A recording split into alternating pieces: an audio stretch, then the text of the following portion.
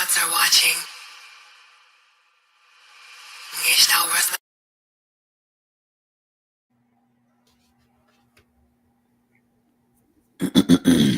Gotta press live in 2 different places. All right, bet we live. All right, welcome back.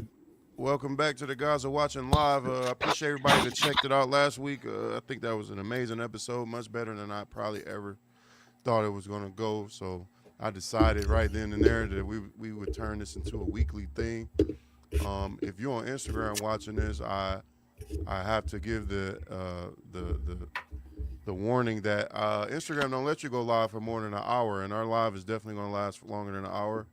So click the link in my bio, head over to YouTube, hit that subscribe and that like on your way in, and whatever you need to do if you want to watch the whole thing. But Instagram only gonna let niggas go live for an hour. But we out here, son. I'm gonna introduce y'all. I got Millionaire Money Minds. You looking like a deer caught in the headlights. Oh. Millionaire Money Minds, my guy D, my cousin D, my brother from another. What's going on, y'all? My acting co-host. We got my man's. I gave him his own subtitle today, or headline, or whatever they call it. Holy City. That's I spelled it right? Yeah. All right. My man's Ojo. They got my man's Brandon right there blowing that dank. Woo-wee. You destroying your neighborhood all week. Hey. I want to know more about that. I want you to talk about that. What is going on right now? All right, so he couldn't wait for Kama to make that weed legal nationwide. No, I'm talking about him fucking his neighbor. I don't even think he knows what I'm talking about. Yeah, what you talking no, about? I know what you're talking about. I saw it. Oh, I saw it. What are you doing over there, dog? So yeah, war. Pretty much. So, like, to make a long story short, we've been having issues for a little bit, just with him being loud, and it's not even necessarily being loud. It's just the timing of it. Because I live in a duplex. You can play music, that don't bother me. You can party, that don't bother me. But he will start a party at 2 because he works nights, like 2 in the morning, and it will go until 7 or 8 in the morning, and he's blasting music like it's shaking the house. So for like the past 5 days, I've been just playing music as loud as possible on my bigs. Oh my God. Mamba number 5 on repeat. What else? Fucking Mad Niggerish. Tatiana remix. The good shit. Anything with top down, T.I., anything with bass. This nigga. This nigga. I've been looking at your stories, fucking dying laughing. I'm trying to pull this shit up now. I'm about to blast your ass, dog. You hold on. Is that the one? Yo ass. Is it expired? There this nigga go. Oh my God. Dog.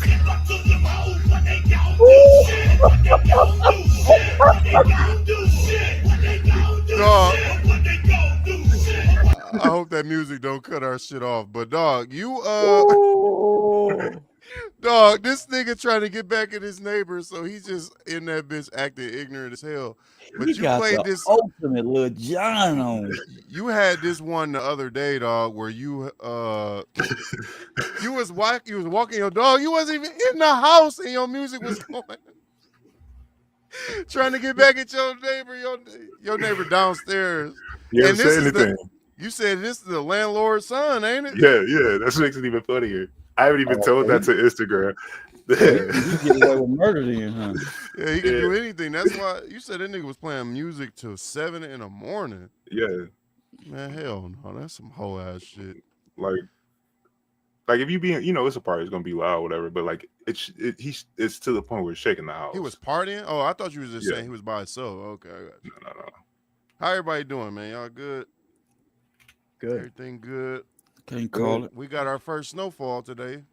We did. Yeah, that I was wasn't ready something. for it. When I cracked them blinds up, I was like, whoa. Yeah, me too. I woke up and looked out the curtains. I'm like, damn, when that happened? I don't know. Did it just freeze or did it actually snow? You know what I'm saying? No, it snowed. It's no today At first too. it was At first it wasn't sticking, but it ended up sticking. You know your stream. In the morning. You know your stream stop. Yeah, I know. Oh, okay. All right. So first order of business. Last week, right after we got off, we all kind of watch partied the Tyson fight. I thought that was pretty dope. I don't think it's no going back now that we got this capability. But we watched the fight. Try to at least. We watched. It wasn't even a fight. We watched a demonstration. That was a play, nigga. Actually, that fight that happened before, the co-headliner, them niggas was slugging them women. That was robbed.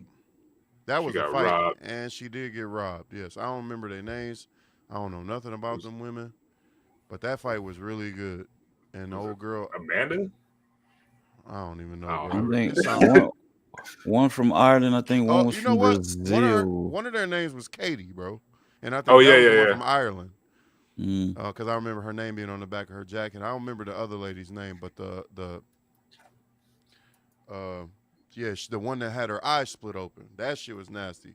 And she got, I think she did get robbed. After I looked at the numbers afterwards, her accuracy and her activity. And the way she was fighting, she should have had way more points taken away from her. Leading with your head, grinding with your scalp. Headbutting her all in Come on now.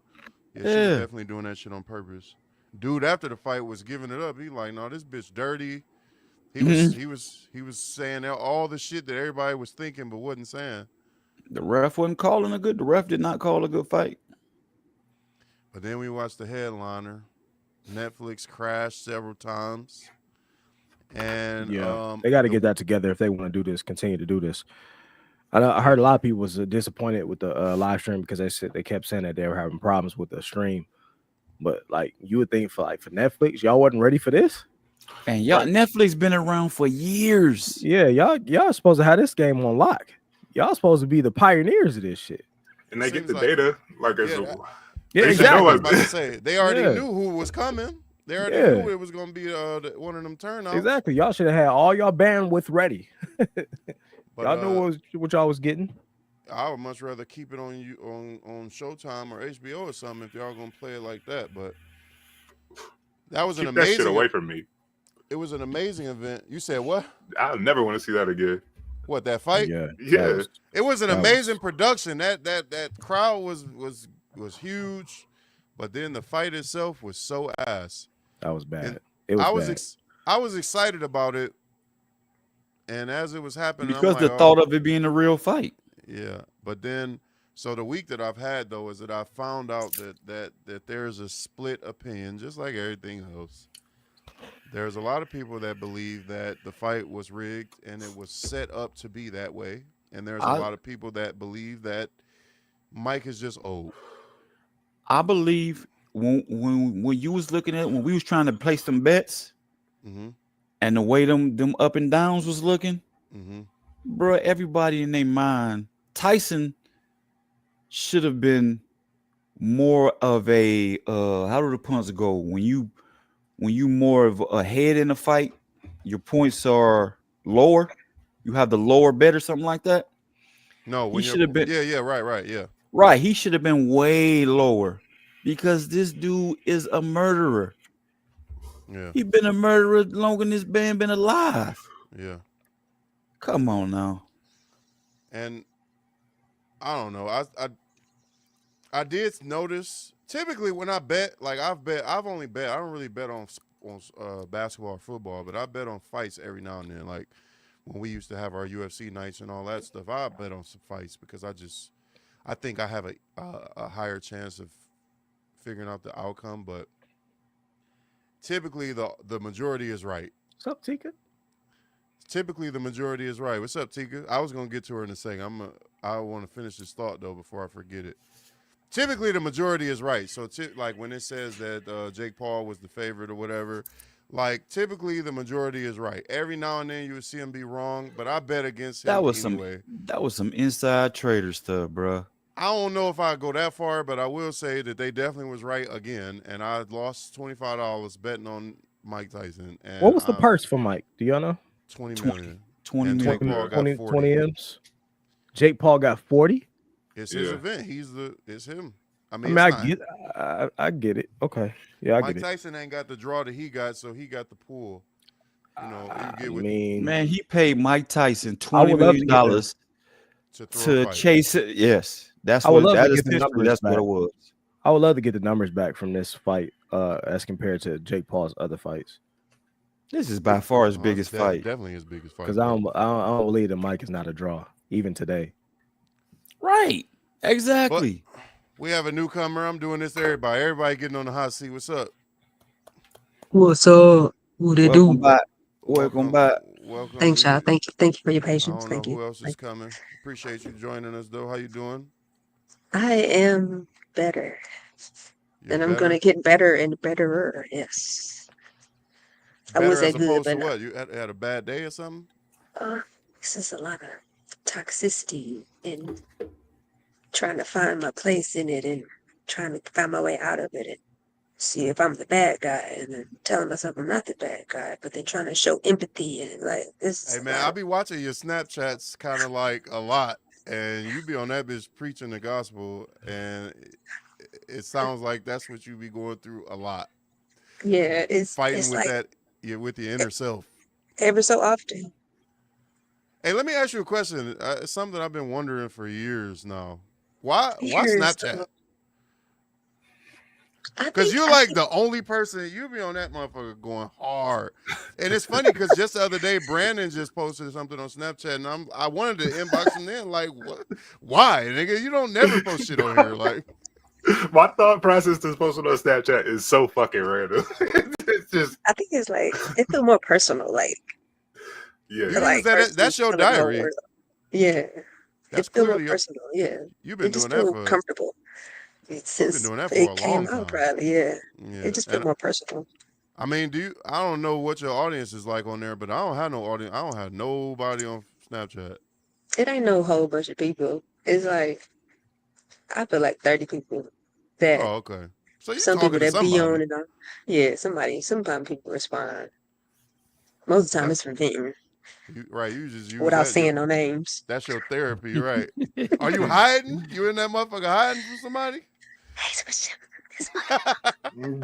And then I put the Right. faces on me, so yeah, it's cool. Everything gonna be all right. But no, so did you watch the fight, Tika? I did. I was You washing got dishes. you got off so fast. I was gonna tell you you could have watched it with That us. was the We ended same up day, huh? Yeah. right after you got off. We turned it on. We was in here watching it. It was late, so I had to scroll it backwards or whatever. I was watching. I was just curious when something was gonna happen. Like, okay, y'all gonna do another? What was his name? Mayweather. When he fought that one guy, they was playing Yeah. for all them Pity pat. rounds. Like, Yeah, so y'all yeah, just yeah. gonna What yeah. what I was just saying as you were entering the room, I was saying that there's like a polarized view of the fight, whether or not people think that it was rigged or if it was real. And I've seen a lot. It's pretty much. I think I've seen more people say that they think it was actually rigged or staged. But I've seen a lot of people say that like, y'all niggas is crazy. He's just old. He 58, 57, however. I don't think that's it either. But that's my I don't opinion. think What so. did you think, Tika? I'm gonna just start with you since you. One thing I thought about at the end. Oh, go ahead. No, I was just gonna say if you thought it was rigged or not. One thing I thought at the end was like I feel like it may have been rigged, agreed upon to do it a certain way because I feel like if Mike Tyson got beat up, then you're gonna make somebody mad. You're gonna be like, you ain't have to do him like that. But then if it was the other way, it would have been like, yeah, yeah. Yeah, this old man So beat the shit out of this young boy, right? yeah, so I definitely feel like it was rigged. What's Because the nobody general? really did nothing. They ain't do nothing extreme. No extreme moves, no extreme, like, just, I'm going to just let it all out. I'm going to just put all my energy and just get you. Like, no, nobody did that. What's the general consensus? What's everybody's stance? Brandon, Man. what you think? I think it's a little bit of both, but if I had to pick one, I think I don't know. It's kind of strange that he threw so little punches. I like that shirt you got too. I just realized what it said. Oh, I like that thank shirt. you. But yeah, man. I need to be Derek, what you think? I'm with Brandon. I think it was a little bit of both.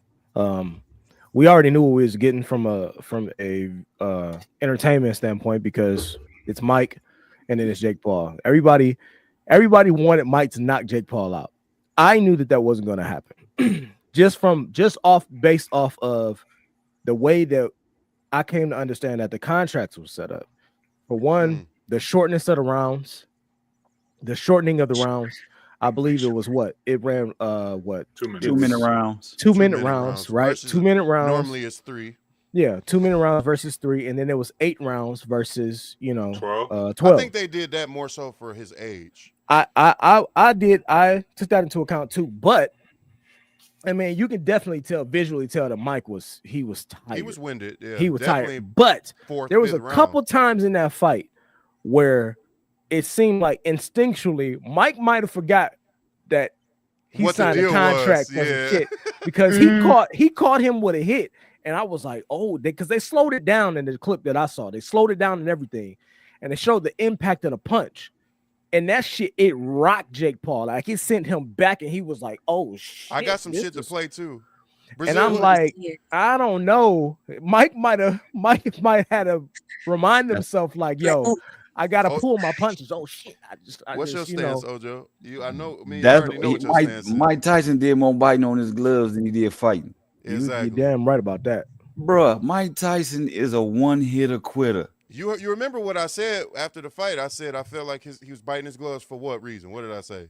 To not throw, to remind himself. And right after we got off, when I scrolling Instagram for that week, everybody was saying the same thing. Like that was kind of like his little nervous tick to get himself under control or something. And we all know Mike is kind of like, I don't want to call him crazy, out there, but yeah, he's kind of got some quirks about him. And did you hear and not for nothing, when you're a fighter, it's just, and some things are just become instinctual. You know what I'm saying? Exactly. Like I said, he's been doing that longer than this man been alive. Yeah. So he been doing that biting thing. No. What I mean by that is boxing. Mike Tyson been boxing longer than Jake Paul been alive. Yeah. So what Jake he's saying Paul is, just got into fighting 6 years ago. It's built into his nervous system to the point where it's like he looks at everything like a fighter. You've been fighting since you was a little boy, literally for 50 years. So like if you go into the ring, you can't turn that shit off. You've been doing it forever. Yeah. And I feel like that's exactly what that biting in the glove was. Look at what my man said. I'm going to play this video. I'm going to play it from the beginning. Did y'all hear what when they asked Mike Tyson why he was biting his gloves, what he said? He said he had a biting fixation. This is he got a biting fixation. That video looks crazy. Like since when? I'm going to play it again. That looks crazy. Let's watch this. That looks crazy. He's clearly pulling his punches. Yeah, definitely. Because he would have dropped him. I think he would have called him right on the chin. Mike Tyson fight was rigged based on all the information that I've been seeing coming out online in regards to the fight that he had against the man Jake Paul. Yeah, let's watch. Fight was most definitely rigged. Here's some evidence you might have missed. Tyson was doing fantastic at the beginning, landing some big shots and knocking Jake around the ring. But that changed when Paul clenched with Tyson. It's alleged he whispered into Tyson's ear to cool him. The message was confirmed received by Tyson with the affirming about to knock me the hell out. All right, okay. Tyson became a stick in the mud, standing directly in front of Paul with no more aggressiveness to him. Like here, for instance, Tyson can see the right hand plain exactly and makes no attempt to slip it. My next reason is because he know he ain't got no power. He just look at this. Look at this. Hold back and not look at that. Why are you doing that? Here's a perfect example. Tyson now people were saying like it's just because he older, because Jake Paul is faster than him. But if you look, man, this video was bad. This video is going to show you. The shot off his shoulder, comes up in perfect position to land a counter right hand, but does nothing. Very uncharacteristic. And my final reason is Tyson biting his glove. The reason he was doing this was to remind himself not to throw punches and let Jake control the pace. Was this fight a fake? Let me know in the comments. That's 100% what I believe. I think that video nailed it. You see this man visibly holding back his punches, where he would throw a punch and then he would just not let it connect. He would just drop his hand down, when it was clear as day that Jake's face was wide open to receive it. Bro, this is disappointing. It's instinctual in Mike by now. That's a reflex. They kind of go further into like, look, I want you to pay attention to how Mike is moving right here.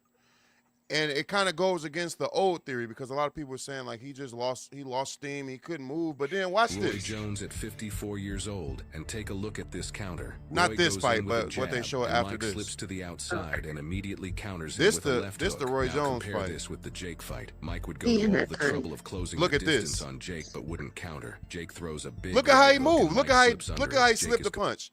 That doesn't look like the signs and of then a man that's too instinctually, you old see his right hand as if he was ready to fire back, but he did not. And that's exactly what they saying. Look, completely open and out of position while Jake is in range, but Mike doesn't counter. Instead, he just throws his hands and waits till Jake covers up. And he like, yeah, what is that? Again, here Jake feints a jab, then goes for. Look at how fast Mike moved right there. See that? Since Mike slips, let me go back because that's crazy. He just throws his hands. Because Mike always been a side to side dude. Again, look at this. He always had defense. Then goes for. Do that look like a nigga that's too old?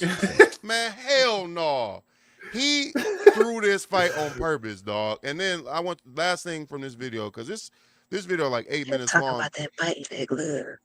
If he trying to hit you, like he gonna be trying to kill you. That's all he know. So hold on, look. All he knows that he had going up against the great. I was worried. I was too. I saw that part. Saying, y'all can't be out there trying to kill each other. What else do he know? That's all he know. What else do he know? If he trying to hit you, like he gonna be trying to kill you. That's all he know. So first time he hit me in the chest, I feel like a horse that keep myself. And Brazil, Ojo, we watched this fight. This fight was 3 years ago? 2021? Yeah, it was a while ago. We watched this fight together, and what I'm saying is, what I'm getting at is, it's not been that much time since this fight. That was just 3 years ago. And Roy Jones ain't no hoe. Exactly. He's another professional boxer, and he's telling you. And he's saying this, right? Slow down, nah, bro. I ain't slowed down. At 54, he's still that fast. He's still slipping them. You feel me? He's still slipping all my stuff, and I'm right now because I gotta be right just in case he get wrong, and we gonna get wrong together. You feel me? I'm thinking, you understand me? He's fast here and he punched like here. First of all, he's still too strong. He still got all his old tricks, and he much harder to hit than I ever thought he would have been. You understand me? That's what was surprising to me. I really try. And the irony in that is that he's the one who was calling the fight, not calling the fight, but commentating on the fight. Yeah, he was. So for him to have said this a few years ago, and then kind of like the change in his tone after the fight, is almost like he can't say what he really thinking on the air. Because of the people who paid him. You know that he's under contract with Jake Paul, so he had to be on Jake Paul's. He kind of got to be a part of the narrative, right? Because he couldn't be on the thing like, no, something don't seem right. He got to say. He got to sell the fight too, because that's part of the commentator's job, is to make it seem believable and exciting. Exactly. So, but he was at the table like, yeah, it don't look good, and Mike looked tired. Like, nigga, you know damn well it's deeper than that. Mike I feel like he's low-key snitching now. Mike had the knee brace on. Talking about that bite. He kept talking about that bite, and I feel like he was trying to give us a hint. Like, he keep biting that glove, like something's going on. Like, I feel like he's low-key snitching. Like, him and the white guy or the other guy, I don't know what he looked like. He kept like, no, I know how this goes. This is the thing they do. He's like, no, that don't seem right. I ain't never seen Mike bite his. So what is that? Glove. So does that change anybody's overall perspective or opinion on Mike? Knowing that, I know Mike was a killer. I know Mike. He did it for the money. I know Mike's history with money, and I wouldn't imagine. That's what I thought. That's what I thought. Outside the possibility of him needing that money. Yep. That's what I thought. Yeah. Same exact thought. His podcast kind of slowed down, so I don't think that's rolling for him no more. He also showed that he could fuck him up without actually doing it. That first round was real telling, wasn't it? Because he was knocking his ass around, and Jake Paul ain't no little guy. No, Jake Paul is a big dude. Yeah, and they had, don't forget, they had big gloves. They had some, I think 14. They had 20. Oh, I thought they had bigger than that. And the ring was a 20 by 20 ring. That's a big ring. That's why Jake Paul was able to move around so freely. The bigger the ring, the harder it is for Mike Tyson to cut him off. Not saying Mike couldn't have cut him off, but that's what made him so winded, chasing him around. Yeah. I want to put one last thing I forgot that I wanted to pull up. Oh, that's not the right video. Mike Tyson would have broke that boy in half. There was a part, here it is right here, where they was showing his training video. I just want to, Yeah. like, I How he was know getting in. see, the thing that boxers say is like, yeah, training or throwing some combos with your trainer is not the same as when you get in the ring. I understand that. But look at this Trying to shit. tell me that all the training videos that we got of Mike Tyson about putting his dang on trainer in the body bag is not the same Mike Tyson that we got in the ring? Like, how could it not be? How is it that we saw anything less from him in the ring than what we were seeing just from his training videos? He didn't bring none of that energy. Not even a snippet, not a little bit. I'm convinced that there's no possible way. There's no possible way that this man could have lost this fight being that dang on good going against an opponent like. And that shit was just a few months ago, bro. My thing is, if they was going into this fight knowing that he's 57, 58 years old, they definitely would have tested his endurance and his stamina to make sure he could go the distance. I think he was in that ring pretending to be as gassed as he looked. Yeah. I don't think that shit was. I think he might have got gassed a tad bit, but not enough to punch himself out to where he about to keel over. I think he might have had, because you remember he hasn't been that long doing straight fighting, chasing nigga around in some time. But I think he still had the power, the will, the skill to destroy that boy if he wanted to. Yeah. Yep, I agree. I agree. What Tika, you watch basketball or football? Not on purpose. It'd be like I just so happen to somebody else watching it. I might be in there, but not on purpose. Not on purpose. I feel you, because that's the way I feel about football. I like football enough to watch it when it do come on, but I don't ever watch that shit on purpose. But I do want to ask everybody, just to get it on the record, let's start with the NBA. I want to know what anybody that is watching the NBA, what is your predictions for the West and the East? Who coming out? Who coming out on top of them brackets? Brandon? East, Boston. I have no idea about the West. The West is way too hard, and it's the teams are too close right now. But if I have to put somebody, I think I'm gonna go with the Thunder. Really? Yeah, I think that they added Caruso and Harkenstein, the two white hopes. Well, Harkenstein's mixed. He's mixed, but did you see the two plays that he had? The two behind the back passes, but they both missed, so it didn't. I haven't been watching the Thunder. Every time I watch the Thunder, I think it's when they just went against the Mavs last week or something. Yeah, I don't really watch the Thunder either. But it was I get the highlights and stuff from social media. Who coming out? I just want to get this on the record. 5. What is it? Next June. We got about 7 months. June for the finals. Yeah.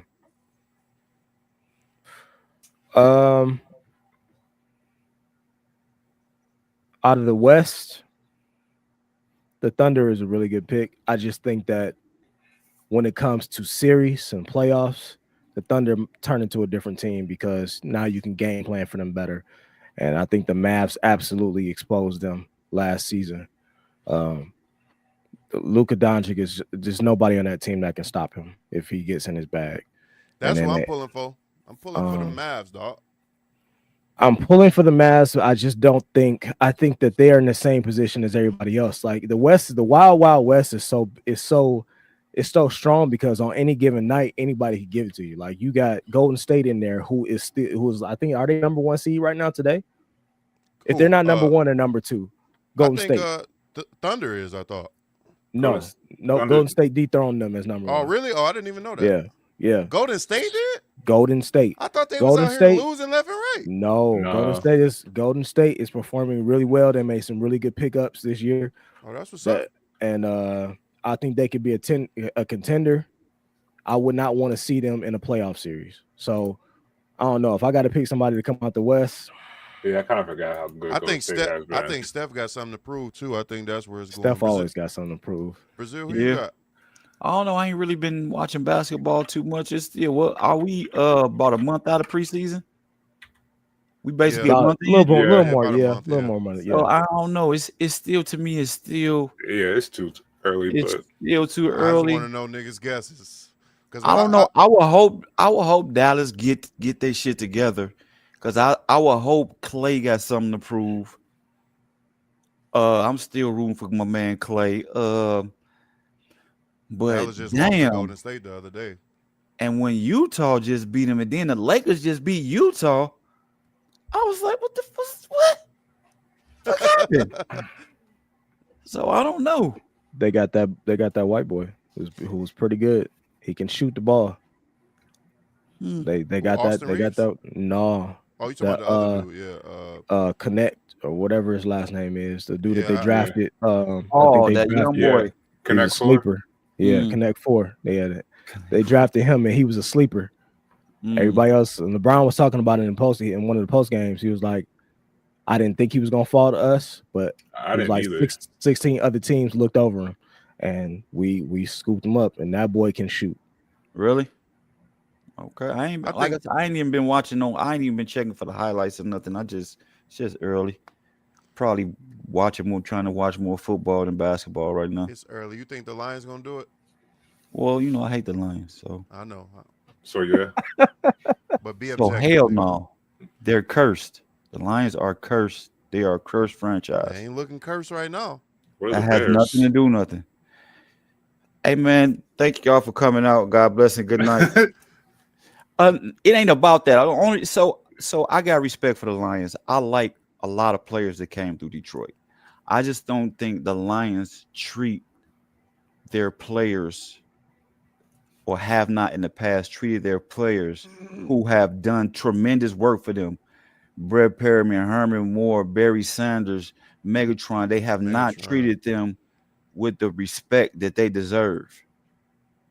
So that's why I just feel some sort of way about the Lions. That's the only reason why I say that. So who Lions it look like definitely. I don't know nothing about football. Who it look like they're gonna end up facing in the Super Bowl in February? Well, Kansas City just lost. Who left undefeated out there? Brandon, you know?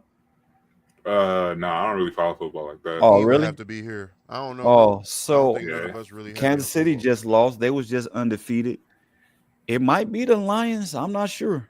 I ain't even been heavy on football. I've just been picking up games here and there. But like I said, football, you can do good. Football is not like basketball, because when it come down to it, you got one game to move on. Right. So it ain't no playoffs.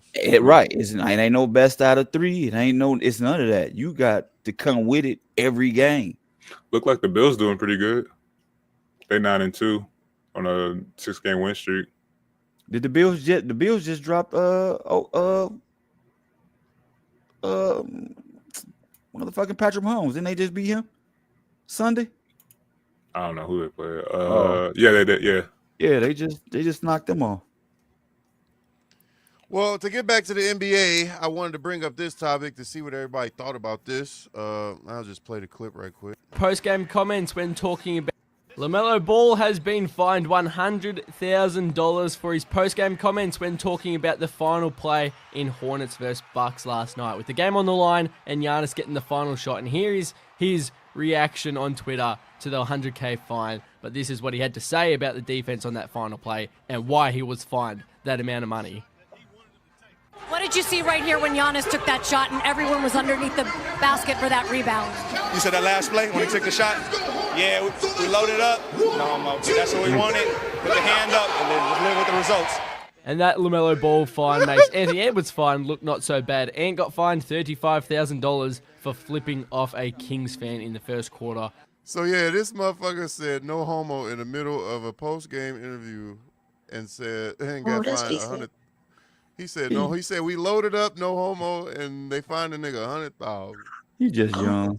Tika, what you think about that? I feel like I thought it was a free speech, you know. Yeah, but you on the contract. You on the contract. Oh, when you put it like that, yeah. They know they're not supposed to say no homo. He just young. Right there too. I mean, he got it, I guess. So he probably thought about like fucking right. 100,000 ain't shit to him, but dog. Yeah. Is that I think that might have slipped out. Maybe he thought he was talking to his boys. Can they say pause? I wonder if they can say pause. Did you see the beginning of the video? He paused it after getting fined. Look, the tweet in the beginning, he said, Lamello Ball has been fined 100 at the final play's reaction there it on is right Twitter. there. He said, hold up, pause that. Again, after getting fined, so he don't give a fuck, obviously. Yeah. Well, I think you could say pause because that's not, that has no meaning. Yeah. Is it justifiable? Is this a little too? You know what I'm saying? Maybe it's not as obvious as no homo. Are they policing these niggas too much? They got to. We in a Wow. different time and we're in a different day and age. Yeah, it's unfortunate. I think it's soft as hell. I think it's a soft ass era that we in, and I hate it. However, at the end of the day, the NBA is a brand. So they have to represent that brand worldwide across every facet, across every gender, across every social, group. It has to be represented everywhere. And so, they definitely don't want to send out a message that some of their players have some type of homophobia for their brand. That right there is, I see why they find it. I don't like it. I don't like it, but I see why they did it because it's still a business. Because even I think because it's not homophobic. The flag people say it, like the people we say it. So agreed, because I've heard that too. But still, that's like what's good for the goose ain't good for the gander type thing. Just because, like the N-word or no, you would is never that like say that. Yeah, you nigga get fired on TV for saying that. Yeah, I know that. I mean, that white lady just said it. She just said, well, certain niggas. She said, she said what? The Denver yeah, she said, nigga. Whose show was that on? Yeah, the Denver niggas, and she said it twice. I think she was reading off of a teleprompter. And, yeah, when you reading off of a teleprompter, it's easy to get your words. They set her up. It was a glitch. It was like cut off. I saw people were mad at Lou Will because he didn't check her like live on air or whatever. It's like, bro, it's clear as day that she made a mistake. It wasn't intentional. Y'all just being soft. Like, stop, cut it out, man. Y'all want to be offended by everything. Okay, what you think about Anthony Edwards getting that $35,000 fine just for flipping off a fan? You think that's Again, the NBA is a brand. It's definitely soft. And you know what? And I think a lot of the people that come and watch games, they there for that type of stuff. They there for the heckling. You know what I'm saying? I bet the person that he flipped off was probably laughing. Yeah, I bet the person that he flipped off was probably laughing on the sideline. And got a story to tell. Yeah, I got Anthony Edwards to flip me off. Like, you know what I'm saying? Like, they probably look at it that way. For it too. I'm telling that for the rest of my life. But I understand. Like, my thing is, you got these players on the floor getting all kind of shit yelled at them. Nigga can't express himself at all. I think what they're afraid of, they don't want it to lead back to another Malice in the Palace event. For sure. Because that is a slippery slope. A nigga get to flip you off, then that nigga say something else, and now you in the stands swinging on niggas. Yeah, but then you know a lot of that stuff slipped in the crack because, people be getting mic'd up now. Players is getting mic'd up, sitting on the sidelines. Yeah. And then sometimes you can be on the sideline and it can be a reporter right here, but you can hear them in the background talking about stuff. So I think they gotta loosen them reins a tad bit, but it is a business. It is a brand. Did you see Russell Westbrook get teed up for looking at a nigga after a dunk? No, I didn't see that's that. wild. Now I know. You mean another player? I know they do. No, but you got to see the shit. Like, I want to find it now because he dunked on the white boy Russell. Yeah, but they've been started doing that. They're like, they damn near don't want you to do any type of aggressive celebrating after a dunk or anything. Jason Tatum clapped and he got a technical. Yeah. Yeah. Like, if you dunk on somebody and you go like, oh, that's a tech. Like, what, bro? That's like, so come wild. on, man. Like, what? So let's Grizzlies after a very slow free throw shooting and work their way back to the middle of the pack, but tonight it's not. That floor is beautiful. It is. Golly. Yeah, Grizzlies probably got the best alternative. Look. You see that? He got teed up for that? Yeah, but they gunning for him. They're gonna do a replay. Yeah, I know. Soft. That's what everybody be talking about. The league is soft. That's why. That's not nothing. That's terrible. That is terrible. Damn, that's awful. dog. But you know Russ got it on his back like Rasheed. They probably gonna take it back. Maybe he was about to sneeze or something like that. I think that's too much, dog. That's too much. That was swinging bad. the whole results of a game by being that's bad. You police. Yeah, and 1 point can be the difference in the game. We've seen that time and time again. That was too much. And them texts add up. Absolutely. Texts add up at the end of the year. You got so many texts. You got to sit down a mandatory. Come playoffs, that tech can mean the difference between you missing a game or not. Damn, for real. I was about to say shout out Draymond for that. Oh, he the reason for that. They trying to get him under control. I see. I think once you get, I think it's 8 texts that you're allowed to get before you have to miss again, before you're suspended for a game or something like that. Yeah, I don't remember the number anymore. I thought it was 8 though. Rasheed Wallace's record will never be broken. Ever. Yeah, she was notorious for his texts. I don't even think it's possible now to get that many texts. Ball don't lie. Oh yeah. Yeah. Oh, the Pistons and caught up, Brandon. I know, I'm watching. Derek, I want you to go ahead and present your April Jones topic. I was trying to wait for a couple of people to filter in before. Rasheed Wallace got 41 technical fouls in the season. Oh my! In the season. 41 in a season. Who's next? That is Draymond Green with 21. Oh my God, half. He's not even close. Almost half. Dog, I didn't know Rasheed Wallace was that bad. Rasheed Wallace was terrible, but they was especially in Portland. They started gunning for him. He calmed down in Detroit. He was still bad. He did calm down in Detroit because Larry. I was about to say Larry Bird, but Larry Brown had to pull them back. Like, yo, you can't be doing that here, bro. We're trying to win a chip. Man, I don't know. Basketball went soft though. That's crazy. Right. Robin was getting them texts. It was a lot of people getting texts back in the day like that. But I don't know. The league overall is just I see why people say it's a softer league today. And especially a lot of the old heads, that's all they say is the league is so soft these days. And I see why. When you have instances like that, like he was a stare down. It wasn't like, you know what I'm saying? He act like I beamed him like he was Superman. Like, or like he bumped chests with he just like come on, man. Like I just did work. I'm running to the other end of the floor. Like he mouthed something to him, like Right. He didn't say nothing like that. And So niggas have take all the aggression out the game. Oh, did then you what we see? gonna have? I forget my man's name, but he did the finger gun and my man's after he hit a 3 in his face. Or Yeah, you something. can't do that. They don't want no finger guns either. And that's the type of shit that I would be looking at. Like, what you trying to say? You gonna shoot me after the game, nigga? Or, you know what I'm saying? Because it's like I don't know what you trying to say to me or whatever. But he didn't get a tech, did he? I don't know if he got. I don't know if he got fined or not. He didn't get no tech. I don't think he got no tech. What up, though? My guy Edward is in. You gotta sit on the hot seat. Pause. You know what I'm saying? Oh, I don't want to get fined. Sorry. How was your colonoscopy? Right. Nigga said I got an appointment. I got an appointment. Oh, you really liked it. Up in there. Already all the way up. Already scheduled your next one.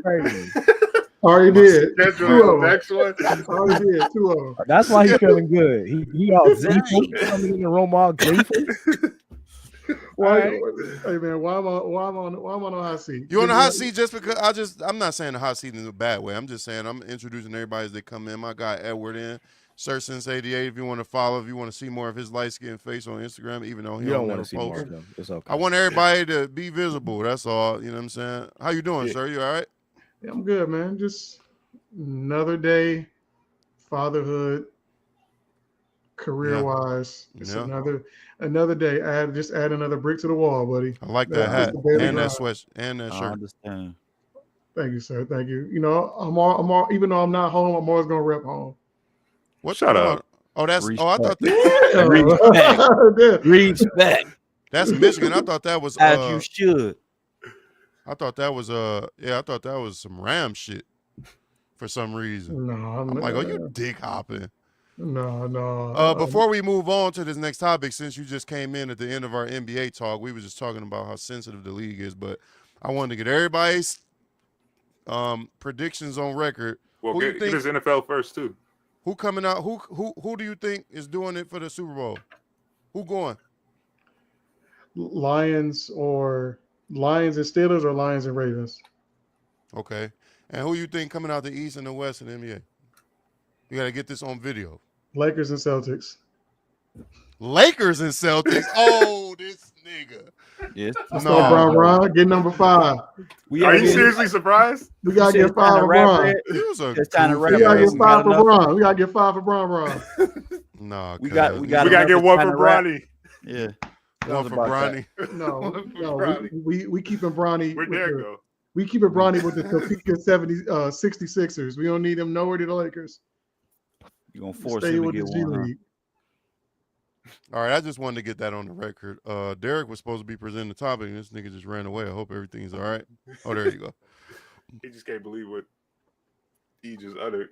You joined right in time. It's time to get to the toxicity. I just was talking to Taylor. I don't know where she going. I mean, when if she's joining or not, or whatever. How you been, Edward? You good? Yeah, I'm good, man. I'm good, man. I feel like I ain't talked to you in a few days. You know what I'm saying? Yeah, man. I just work. Skill building, studying, reading. I never read so much in my life, dog. I read more in the last 6 months than I did in high school. Yeah, we all know you couldn't read in high school. All right, next topic. Yeah, you went to reference. Shut up. Anyway, hey, Tucker, your mic is muted. I can't even hear you. My name is Tika. Tika, brother. I'm sorry. My bad. I'm sorry. Thank you. I appreciate you. That's how you. That's how you know that nigga couldn't read. Yeah, I'm so mad. I'm so mad that I didn't peep that time. All right, whatever. You know what? Whatever. Nigga instantly went to pronouncing the nigga name wrong after he said he could read. The main person that says Corone is Sharon. All right, whatever. You're saying it wrong 2 times. That's not how I pronounce my name. Whatever. Hey, you remember Martin over there trying to read Mary had a little lamb. You saying I sound like Floyd Mayweather? That what you saying? No, you sound like what's my man who was trying to read Charlemagne and Angela Yee name? Yeah. That was Webby. That nigga said, "Boy, y'all got some names up y'all, boy. Boy, y'all got some names up here." Charlemagne the God and Angela Yee the God. The God. Charlemagne the God and Angela Yee. Silent letters. Yeah. This nigga don't know how to say Charlemagne. Charlemagne. Silent letters was fucking his ass up. Charlemagne. Timothy McNay. That's what. All right, so Derek, I'm gonna the men in the world. Add this to the stage. Oh shit! I'll let you control the play button, brother. So I don't know if I want to play the video for us or if I want to just present the topic first. But I think we'll just play the video first, just to get everybody on the same page as far as the message that's being sent here. What is happening with the men in the world? They want to be catered to. I can't even. When I hear it out loud, it just sounds. They want to be catered to. They give you bare minimum. They don't want to spend money. Men will come with the bill will come to the table, and the men don't grab the bill. Women are grabbing the bill first. The women are grabbing the bill first, and we are paying for the bill. Somebody said, "How about he come to you?" But that wouldn't even. That's fine. Come to me, but don't ask Don't say you're not gonna fly me, but come to New York. Okay, you're gonna send for me. Because he could have easily just been like, "I want to see you. I will come to you." What is happening with the men? I'm sorry. I think that I just am really actually old school in the sense that look, I do believe as women we are working these days. There's not a lot of at-home mothers and whatever, cool. But at the same time, my G, come with it or go home. What are we doing? What value are you adding into the life of a woman who is supposed to be catering to the home? You want the woman to cater to the house and make sure that she builds a home for you and to make it comfortable and to cook and to do all those. I believe in that. But at what point, if men ain't even flying, you are courting you, bruh. You want me to cook? You want me to clean? Right. You want all these things. Still, what? Expecting those things. No, what's going on? But then adding on. So it's like adding on. I mean, and listen, someone said what's happening with the woman too. I don't know that because I don't date women. Dog, her friend is so annoying. Facts. Yes. Wait. Who's April Jones again? Is that who's baby mom? Omarion, baby mom. Omarion and Lil Flip's baby mom. She was dating Lil Flip. Lil Flip. I call him Lil Flip. It was Lil Fizz, right? Lil Fizz. Lil Fizz. Lil Fizz. She was dating Tay Diggs too, right? So that's what I was about to say. Yes, she was dating and Tay Tay Diggs. Diggs just recently. They had a whole movie together. Yeah, That movie? They had a whole movie. Well, my wife liked those type of movies, so. Oh no, you ain't got to explain it. It's not a bad thing. I just didn't know. No, I'm just putting where the little movie at? context to it. It might have been one of them straight to. Yeah, it was straight to DVD. That was Yeah. straight to DVD. Because, No, it wasn't even no DVD. That boy just came out. Right, that's what I'm saying. They ain't shit ain't Like, here you go. Just release it. Damn.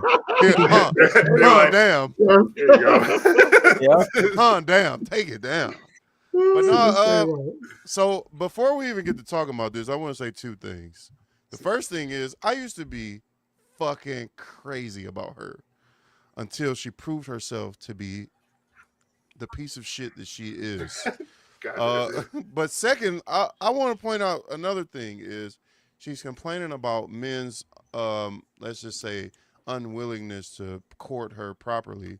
But then the nigga was like, how are you expecting niggas to court you properly when you just was publicly fucking your baby daddy's homeboy? Proper. Somehow proper. What the fuck? I'm not wifing you and treating you like a princess when you just was. Lil Fizz is your man's old friend / bandmate. You was the very definition of a groupie. What you say, Tika? I said she's so old school though. She's so right. What the fuck? I'm not flying you out, bitch, because I got an ice box where my heart used to be, bitch. She's so cold. She's so cold. Nah. Exactly. Nah. Take that. I don't know what the fuck you expected me to do when you just was on the Love and Hip Hop shit wilding. Now you trash. I want to hear from you, Edward. What do you think about this? I think she has some truth. If a nigga is gonna, what's the truth? Nigga is gonna say, "Hey, I want you to come," or text. If he DMs you or calls you, texts you, whatever, and requesting your presence, you're gonna have to pay that. You know what I'm saying? You're gonna have to pay that. And now I also think that, I mean, when I say pay that, I mean pay for the plane ticket, that kind of thing, right? I also think that I haven't seen any male or heard of any male that isn't picking up the tab, especially ones that are 30 and up, like 33, 34 and up. Like I don't know, I would bet I've met your parents, Gerald. I think I met your dad once, Brandon. Yeah, maybe. I think I met him one time, but or if I ever did. The point I'm saying is, if I could guess, we kind of were raised similarly, different backgrounds, but pretty much the same way. We all learned that as a man, you're supposed to grab the tab first. You're supposed to pick up the bill first. That's how I was taught, right? So she's right about that. I don't know. Maybe that's just a young person thing. They're 20, they're 30 and under, where they're looking at the woman to pay the bill, especially when you are asking them out on a date. But if you're requesting a woman's time, you have to pay for that time. It's not just, tricking or nothing like that. It's just you requesting time with that person. So you got to give them something: food, a drink, coffee, pizza, spaghetti, whatever it is. You know what I'm saying? But yeah. So or could it be he just don't get two shits about her and want her ass out there? Well, I mean, yeah, that's possibly true too. But I mean, that's on her. But that's on her to discern which one it is. How did you present yourself to get to be treated like that? Are you just a jump off to get your rocks off in LA and then get sent back home the next morning on Spirit? Well, no Spirit no more, but you know what I mean. Thank God, by the way. Thank you. I forgot about that. Thank you. No, it's over. They bankrupt. No, they it's still Spirit. flying. Thank They're God. still flying. You can still And fly it Spirit if need you to want to. stop. I just saw a nigga putting duct tape on a propeller the other day. Man, stop it. That's called speed tape, and all the airlines do it to all the airplanes. It's not regular duct tape. It's called speed tape, nigga. It's for that.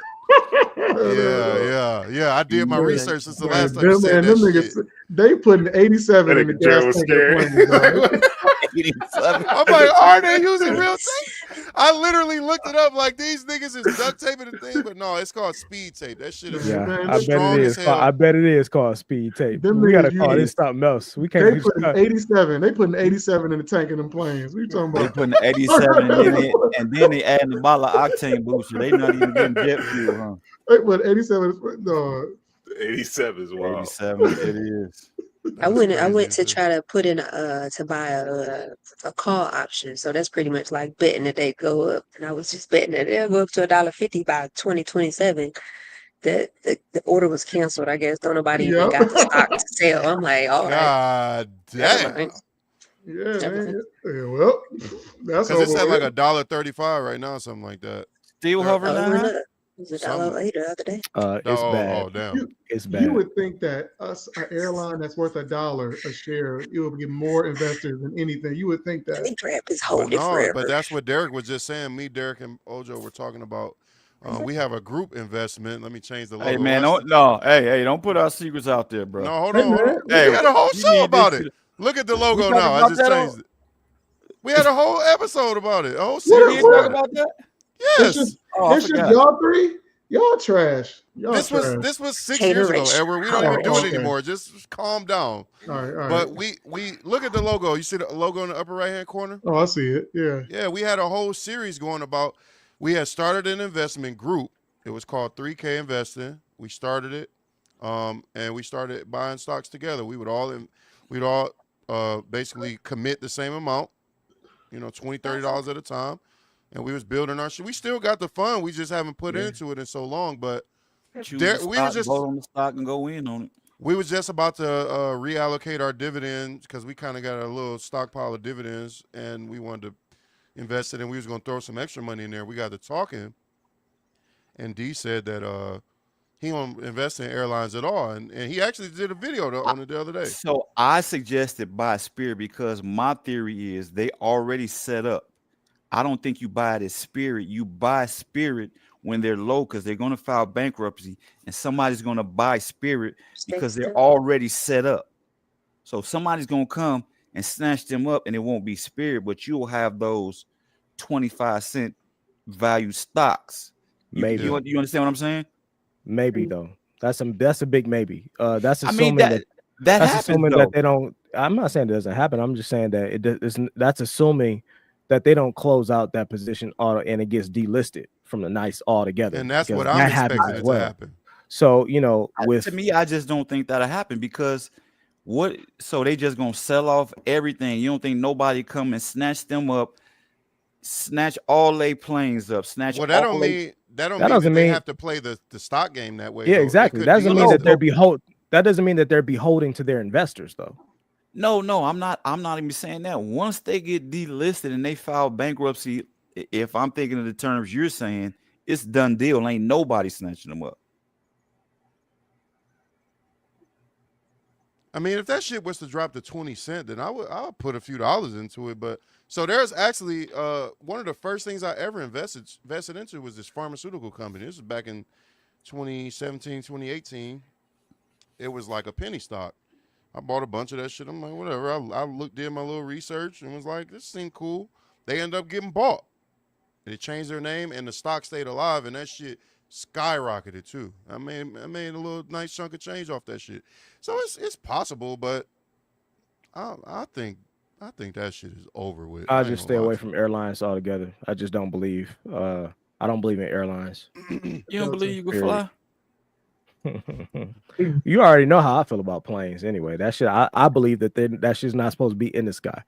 I believe that we're not supposed to be flying around in metal boxes, in metal tin cans in the sky. That's this one nigga. Yeah, and birds ain't real. That's this one nigga. Oh, there.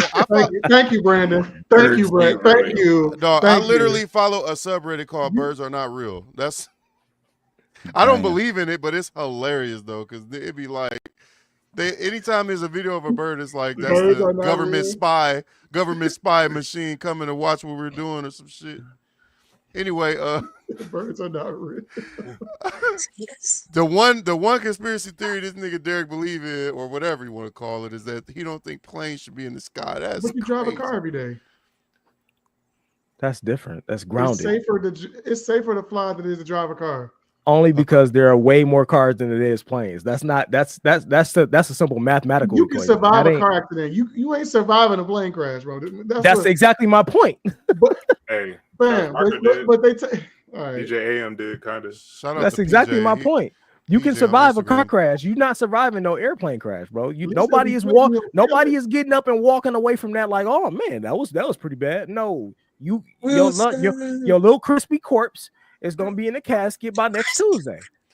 We gotta get back to April Jones. How we get here? Where do we go? My man's PJ on Instagram. He was up until about a minute ago when it stopped. Because Instagram don't let you go over an hour, but he was on there saying that April Jones is a bum for posting this video. It makes her look bummy as hell, and that's what I'm saying. It does. It makes her look really bad. It kind of makes her seem kind of like desperate. Like, how is you out here moving? You could all you're doing is you giving people the playbook. Yeah. Right. And she on. I used to be crazy about her, dog. Is this a case of kind of right message, wrong messenger? Yeah. That could be that too. One of the things I was going to say to what you were saying about men not picking up the tab is that women's experience? Like, is that what's going on outside? I don't think so. I don't think that's the majority. I think it is. I think it is. Brandon, hold on. We have a woman right here. So emphatically. Huh? But she's been in a relationship for 5-6 years, and from what I heard, she was dating, right? You know what? Yeah, you know what? I think. So what's your experience with men dating? Well, mine. If you ever watch this, you'll see. I was making some money. I was buying my flights out there a few times a month. Well, maybe at least once a month. And I feel like I was putting out more money. So maybe that situation would be. But I think he wanted to. He wanted to. But he would tell me he wanted. Correct. Okay. Yeah. Okay. His heart was there, but money wasn't. But not his money, not that pocketbook. Brandon, why you say yes so emphatically? What you done heard? Well, I don't think it's like a common thing, but I think at least from my dating experience, I've had a experience where they were dating someone or going on a first date with someone and they didn't pick up or wanted to split it or stuff like that. I've had girls be surprised when I pick up the check. It's like, what the fuck are you surprised about? What? Yeah. Ain't that? I feel like they want to just make it seem like they surprised. So well, oh my God, right. Well, hold on, because women have to take some accountability here, because I think a lot of men got to the point to where they were looked at as food. Like when you have a whole group of women who are saving men in their phone as food, not a name. I don't even get enough respect for you to save me in your phone as a name. I am literally saved as food in your phone. Okay. You gonna get some backlash with that. Not everybody might start to look at y'all a little bit differently. Now men might start to question themselves like, do she really like me for me? Do she really fuck with me for real? Or is she just trying to get a free meal off a nigga? That's how a lot of people think. And a lot of people might think like, oh, well, you should have enough funds to pay for a free meal. It shouldn't be that big of a deal. But it's not. Nobody wants to be taken advantage of, man or woman. Nobody wants to feel like they're being taken advantage of. And I think that's the point. And it's who you choosing. Yeah, that too. Like, who is you choosing to be with? You got to make better choices. Yeah. Yeah. I'm hearing the wrong answers right now, man. I think it's a mixture. I'm sorry, Edward. What was you about to say? No, I also think it's no wrong. I don't think it's any wrong answers. I think it really depends on the perspective that it's coming from. Like what she's saying is chivalry ain't there, but then at the same time, it's who she is and what she's known for. So it's like from her angle, it's kind of like not correct. But Brandon just said that there are men that's not picking the tab up. So it's kind of like it's everybody's putting their personal experience into it, lacking context. Girl, so you really can't have a definitive answer on it because of that. My thing is, as a man who I ain't never had no woman pay for me unless I was in a long-term relationship and I was just being treated for the day. You know, like it's my birthday or, you know, she wanted to take some pressure off of me for once. Other than that, if I'm talking about just dating random women, I've never, ever, ever asked a woman to do shit. You don't got to drive yourself. All you got to do is get dressed and shut the fuck up, and we good. But because I'm going to pay, I don't even like it when women grab the bill, because to me, what the fuck is you looking at it for if you ain't about to do shit with it? You being nosy. You trying to count a nigga pocket. So shut the fuck up. Let me handle what I gotta handle, and you just eat your food. That's cool. So when I hear shit like this, I just don't understand it. I'm not trying to make myself tout myself as some sort of perfect guy, but I'm just saying, I couldn't imagine it being any other way because I ain't never experienced shit else. Like, how's niggas pulling up to a date with a woman that you asked out and just being like, can we go 50-50? Maybe when I was 17. I didn't thought that at 17. I didn't either. I was always taught that if I'm dating you and I want to take you somewhere, I have to pay the bill. I have to pay. What if she asks? You think it all falls on her? She asked to pay. If she asked to go pay, out. If she asks, can we go out? Do you think that falls on her to pay? Probably not. Probably not. Excuse me? But wait, I think it depends on who she is to you. Like, who is she to you? I mean, if y'all dating, and she has an idea, she want to go out. Y'all dating, y'all playing the game. Let's put this to a scenario. You are out. You are out in the world.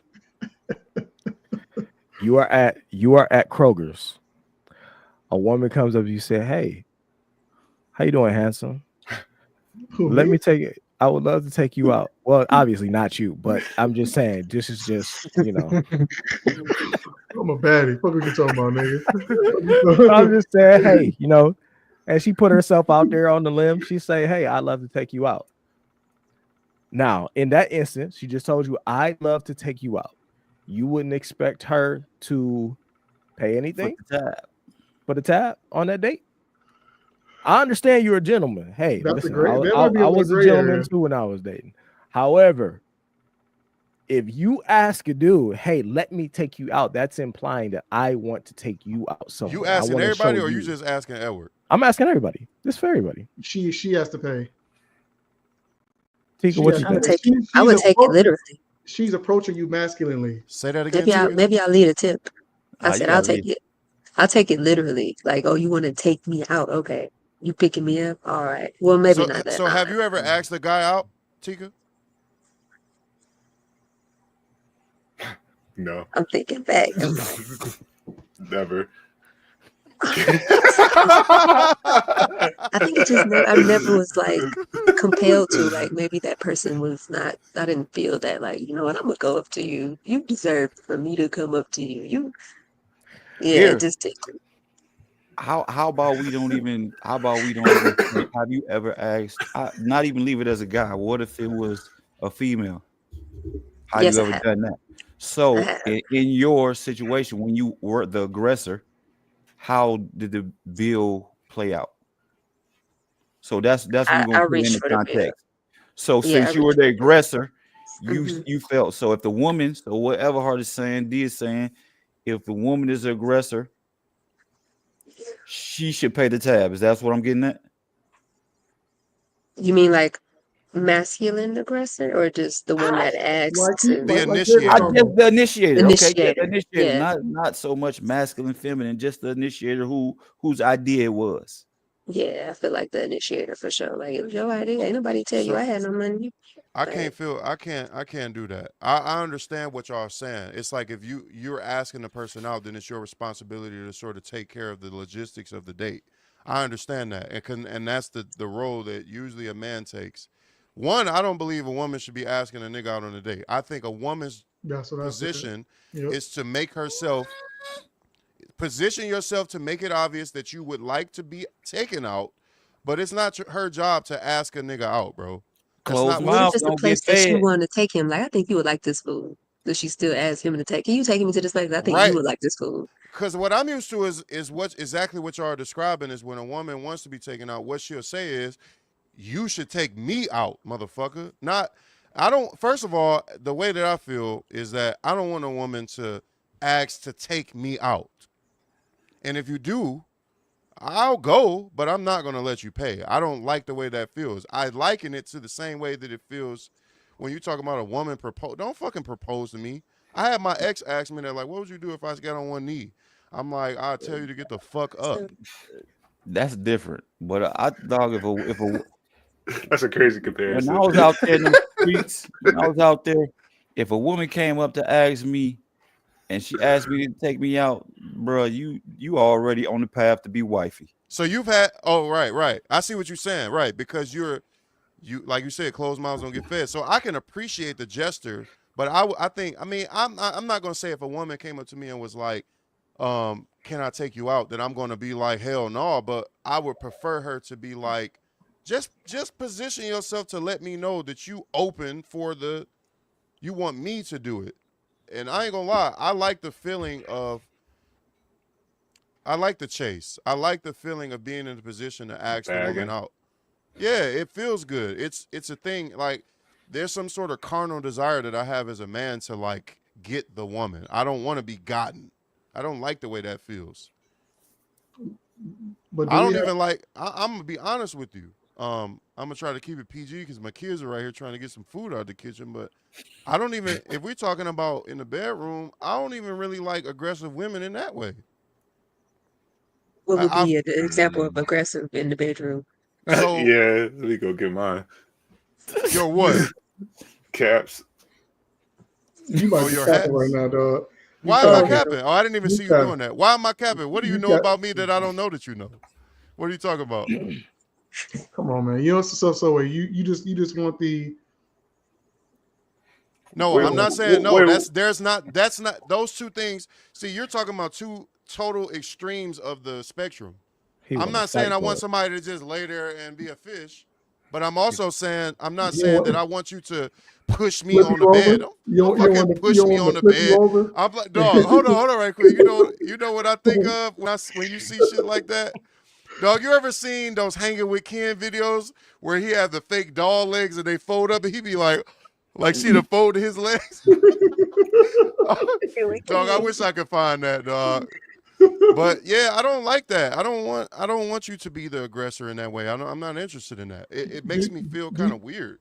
Do you think that it's just like you're more traditionalist in that space? And I respect it, obviously. I'm not in terms of the courting. Yeah, courting and just relationally. That's where yes, word. What you mean, a man-woman dynamic, pretty much? Yeah, but do you think that in this day and age, when women are being more masculine, they're more career oriented, they're starting to make more money than men, do you think that these kind of, like in my household, I do the cooking? This is what it is. But that's kind of why I don't like it. Do you think things should change to fit the? Do you think it should be on a case by case basis versus being the standard for all? You know what I'm saying? Well, I think everything should be on a case by case basis. Brandon, I want you to go ahead and say what you got to say. I was just gonna say dating and being in a relationship are two different things, though. He might be more willing to go 50-50 with someone if they're in a relationship, living together and stuff like that, versus just someone he's trying to. Right. And my thing is, I'm just talking about literally the initial contact. Like if I'm outside my son's school, bad woman walk up to get her daughter, and she like, you should let me take you out. I'm be like, all right, but why you have to say it like that? Like, I don't like that shit. I would rather see what I like from women is when I'm out. I like the subtle shit. it's like a game of cat and mouse to me, and it makes me so excited. Like, I like when a woman just cut her eyes. Here's a perfect example. I was at Sam's Club 2 days ago. We at the pizza counter. I'm getting my kids some lunch, and this lady walks up. She's wearing these cold-ass Jordans. I notice her feet, and I look up. I'm like, oh, she kind of bad, too. And she kept cutting her eyes over at me while she in line. It's almost like she was trying to hide and do it. Now, the first time she did, I'm like, okay, maybe she just noticed me, noticed her or something, and it was a mistake or whatever. She cut her eyes away. Then she did it like 2 or 3 more times. I'm like, that's not no fucking mistake. But it made me all tingly inside because I'm like, oh, she... This nigga got butterflies. Yeah, nigga. Facts. You know what I'm saying? I'm like, inside, look at Ojo. Ojo, that's how I feel on the inside. Like, shit. Like, yeah, do that. Because to me, that right there, it gives me the option. Now, I understand what y'all saying, because I do think women are weak as hell for liking a nigga so tough. Especially, now, if you see a nigga, it's just like a one-time thing, we in Sam's Club. But if you're in this instance where you see a nigga all the time and you don't never say nothing, I think that's weak as hell. Like, you should make it obvious and shoot your shot some kind of way. But women have the tendency to be like, I've been waiting on you to say something. And my thing is, well, why the fuck didn't you say something first then? That's because we don't always pick it up. Women can be so subtle. But no, women can be so subtle to where they think they doing stuff. But we could be so blind to where we don't even see it. But I think it's deeper than that. I think a lot of women, they don't know how their mannerisms looks from the outside. In their mind, they think they killing this shit. They think I done made it obvious. I done walked by this nigga 7 That's what times. I'm saying. Right. What the fuck? Bent over and drop my keys. Right. You drop your keys, bitch. I thought that was a mistake. How the fuck am I supposed to know? And our mind was like, why the fuck she keep walking her goofy ass over here? Get the fuck on, right? Damn. No, but see, at that point, you got to realize, like, she wants you to say something to her. Sometimes I can pick it up. Sometimes I can't. And sometimes I be in this gray area where I'm exactly. Like, you don't know if I'm about to get the police called on me because I'm like, I think she like me, but I don't know. And I'm not trying to make things weird. So most times I just opt to say nothing because, I mean, I ain't gonna be honest. This social media shit kind of contributed to me being more scary about that because niggas get put on TikTok all the time. So I got a question for the panel. If you all are dating someone, do you feel like you are obligated to help them with financial obligations? How long? No. I'm about to say how long we been dating. Yeah, that's good. A year. Yes. So we official? You're dating. I mean, a year is a long time. Yeah. I would say we are. Okay. But the operative word is obligated. Yeah. No. I will never feel obligated. Yeah. I would never feel obligated until you're my wife. Are you all monogamous? Are you official? Are you boyfriend? Are you like the only ones in each other's lives? Yeah, but that still don't make me feel obligated. Yeah, but see, here's the thing though. I think if the ultimate goal is to be married, right? The ultimate goal, you're dating, because I mean, I'm assuming that you're dating for that eventual position. That eventual goal is to be married, husband and wife. I think you have to be a husband and be a wife before you actually be one. No, I agree with that. But the word is that's obligated. Yeah, you kind of are. You are. No, I'm not. Yes, you are. Fuck you. Yes, you are. Because if I can't do it and we both fucked up, then you're gonna be like, you didn't do what you're supposed to do. That's what obligation looks like. Well, that's different. No, that's no, it isn't different. That's something that you can't do because it's out of your realm of capability. That's something. But different. if I'm obligated to take care of my kids, I can't just be like, I couldn't this week. Nigga, you're going to jail, nigga. Okay, just change the wording. You have to help her when she's in need. Put it like that. Say it like that. That's what obligation means. Have to. I mean, I don't think that's.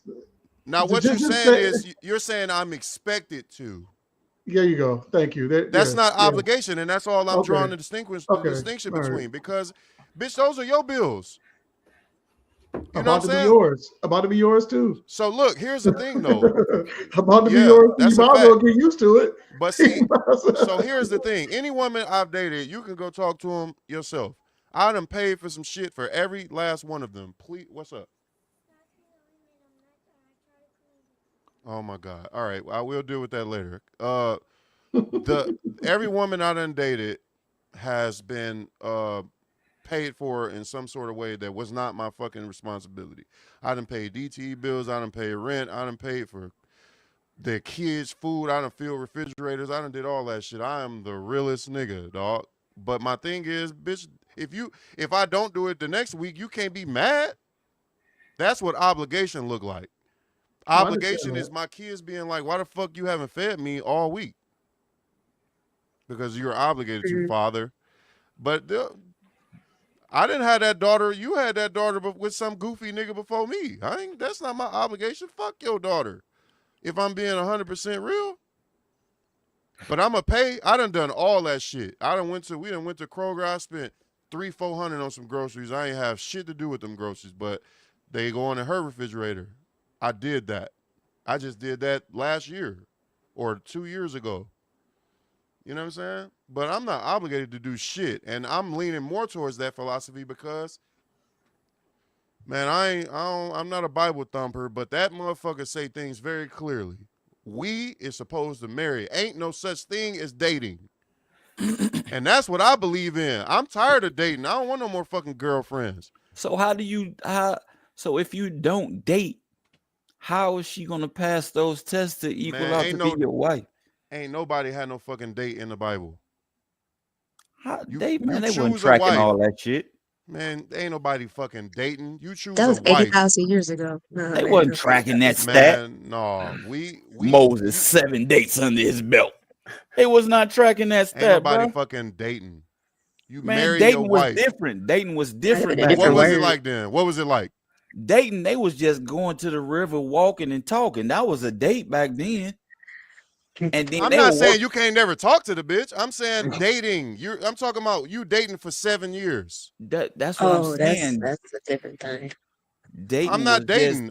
I dated a woman for 7 years. I'll never do that shit again because I feel like, you know, when they say a man knows within X amount of months or years or whatever, like I feel like that's true. And that's really all you are friends until shit get where it's supposed to get. What's your maximum dating months? I mean, I don't know if I have no number, but I know right now the way that, like, in my last relationship, we was together for all of 3 months before I was like, I think I would marry her. And I wasn't mistaken because I kind of still feel that way about this same woman. I probably would still marry her, right? But I knew very, very early on. Time went on, my feelings grew for her. But I knew all that time because I told this nigga, Ojo, I'm like, this going to be my wife. I told him that to his face. Now, I was wrong, but because it takes two people to make that decision. So I'm not ashamed of being mistaken. But what I'm saying is it didn't take me fucking 8 years to know whether or not I wanted to marry this woman. And I think that just comes with experience because I couldn't have that sort of discernment when I was 22. When I was 28, I couldn't have that kind of discernment because what I know now, I'm much more like precise with the things that I know that I require, and the type of women that I like, and what's gonna work and what ain't gonna work. Was you checking for a wife when you was back then at that ages? No, I don't. I thought I was. I thought I knew, but what I've learned now, like at 36. Versus being 19 when I was in my first serious relationship.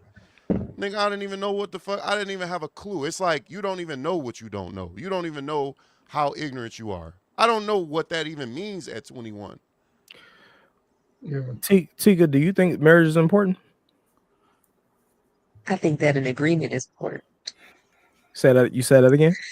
I feel that an agreement is important. An agreement, but not necessarily a marriage. Yeah, because y'all could, I guess, like not like a on paper in the church or in the court type of marriage. because people can cheat and whatever. It's whatever. So it's just an agreement of support. Like you're trying to get some money, I guess, or if you're trying to. So are you saying a verbal agreement or a written agreement? Or an unspoken agreement? Because you can make agreements all day long, but an agreement on paper is a different type of agreement than a verbal agreement. I can make a verbal agreement today, and then tomorrow decide something else. It don't work that way when it's on paper and documented. Now we gotta something exchange, Now we gotta talk about some stuff. So which one do you think is like it? When I ask you, do you believe in marriage, or do you basically do you believe in the modernized version of marriage where two people have to come, they need to come together, we got to sign documents, we got to combine, finances, what's yours becomes mine, what's mine becomes yours in totality? Do you believe in that institution? I guess is what I'm asking. Let me see. Totality. I think it's an agreement situation. I guess if as long as it's not getting too stuck on, if it's modern and more like today, like realistic, like when it comes, especially splitting stuff, you live together, you got kids, you done had a woman that been keeping the house together and that was her job, but you gonna try to take all the money. Like, yeah, definitely marriage, but I guess for business reasons. Yes. Right. And that's what I was about to say. I agree with the state governmental the realm of marriage, because there's so many things to be considered when it comes to finances and ownership of property and all that kind of shit.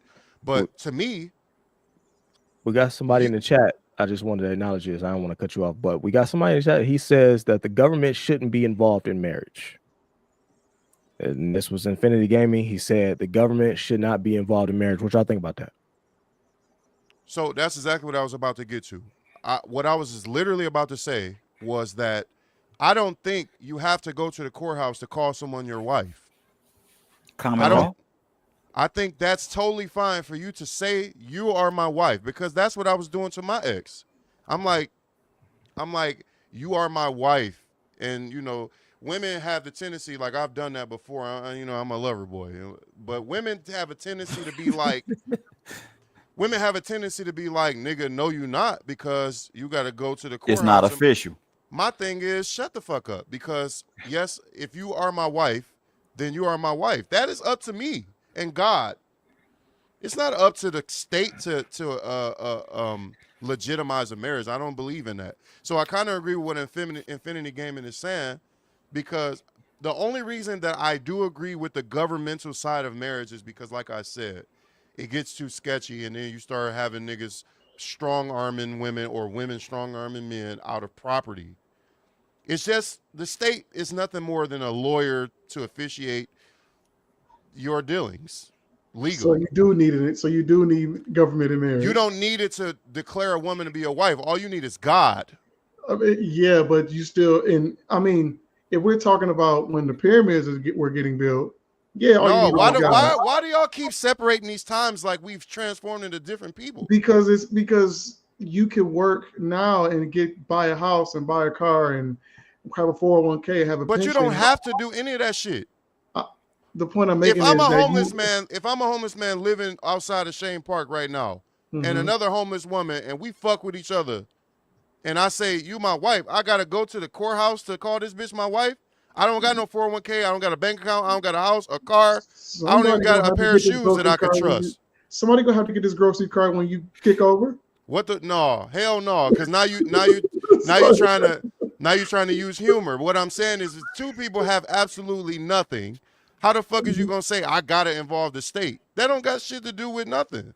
So you're saying the only one the assets involved, exactly? State needs to get involved? That's the only thing we need them for. That's what I'm saying. Your declaration of your because a marriage is about a declaring in front of God. That is what marriage is. Yes, that's the main thing. But when you involve, yes, true. But when you involve assets, then you have to have an intermediary. You have to have some kind of. But that's what I'm saying. That's the only instance. And health decisions and stuff like that. And it's nothing. And it's like It's like you're declaring it in front of. It's like you're using the state as your god, because they have to recognize it in order for it to be true, quote unquote. So it can be respected. But the thing by is, y'all the do know nation. there's plenty religions that don't even believe in that shit. I mean, there's still states that do accept common law marriage. Right. And then if There's you no start talking about paperwork. Muslims is not going to the state to legitimize their marriages. They don't give a fuck about that. Or anarchists, or there's plenty of religions or sectors or whatever sects that don't believe in. I'm not going to the state to say shit to you, because how you going to tell me what's legitimate in my life? Yeah, I believe that the only reason that the state is involved as a mediary is because of divorce. If you take divorce off of the table in marriage, there is no need for the state to be involved at all, because now there doesn't need to be a discussion about what's getting divided up, finances, who's getting what's going to happen with the children. That all comes into play when there is an option of divorce. And I believe a lot of people enter into marriage knowing that there's an option that, hey, I can get out, I can just get out of this, because I can just go get a divorce tomorrow. If I decide to wake up tomorrow and I don't like this person that I married, I can just go get a divorce. I think divorce has been made way too easy. And I'm not going to put it on women, but women are the majority that file for divorce. It's the majority of women that file for it. And I believe that they were the ones that led our economy into basically making it a law and saying, okay, now it could be federally mandated that we have to get a divorce now. So now we need a mediary to come in and basically divide up all of this stuff. But when you enter into a marriage, the divorce is supposed to be the furthest thing for your mind. It's not even supposed to be an option. This is you're getting married and you're supposed to die with that person, with your covenant that you made under God to that person. That's how it's supposed to work. Which is why marriages have historically been arranged, because it ain't up to you. It's up to the families.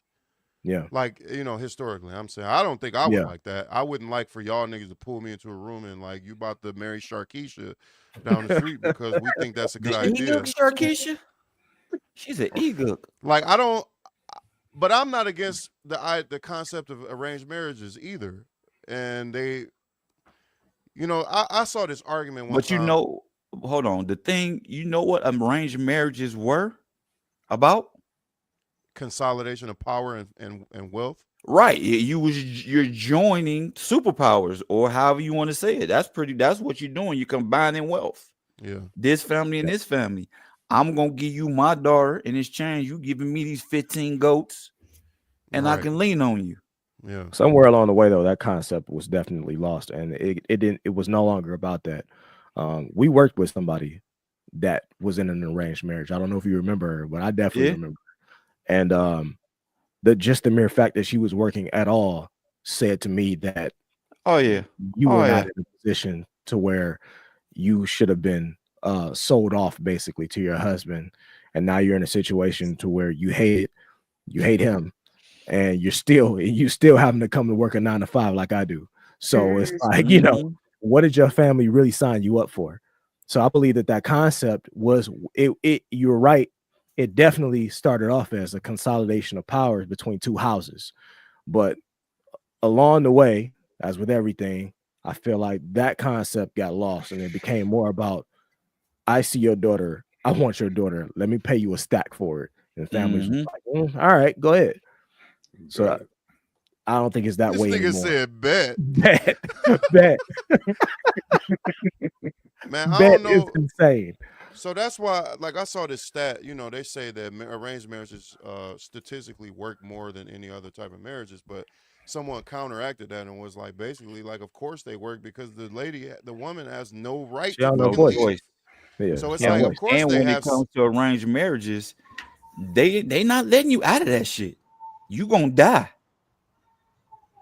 They are not letting the women escape no arrangement. We will kill you first. So I don't think I agree. I don't agree that. So Infinity Gaming says, I agree that assets are a different situation, but people are horrible at picking partners. Exactly. Absolutely. Dog, Infinity Gaming, me and you tapped in, I guess, because you said another point that I was literally fixing my mouth to say. I was about to say, Like I don't necessarily agree that arranged marriages to that extent, but I think the elders need to get back involved into sculpting our relations, their kids' relationships a little bit. Like we need to start leaning to the deferring to our parents sometimes, because mama be knowing and daddy be knowing. I ain't gonna say too much, but I've asked my father certain things, and I'm like, "What you think about this?" He like, "Hell no, don't do it." I went and did it anyway, and then X amount of years later, he like, "I told you." You know what I'm saying? He didn't say it quite like that, but he basically was like, like he said it with love, like I told you what I told you because I already knew. But if I would have just fucking listened or would I allowed him to be involved, see, but the thing is, I can only speak for the black community because that's where I'm from. The parents are almost coming from this position like, that's on you. I don't got nothing to do with it. That's your boyfriend. That's your girlfriend. And it's like they've removed themselves from being involved. But we need to get back to that, especially with fathers and their daughters.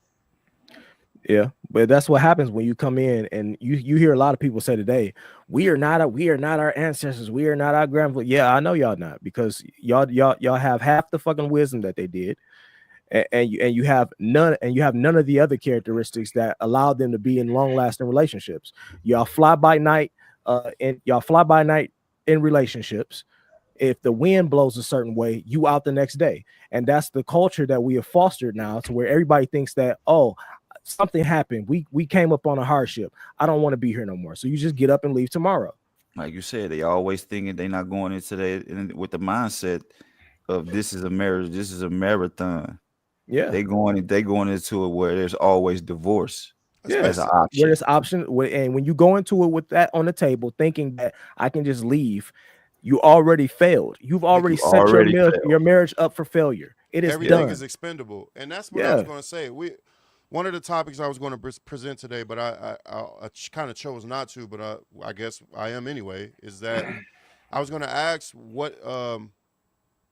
what is the purpose of marriage? What do we think the purpose of marriage is? And what I was going to say to, hold on one second.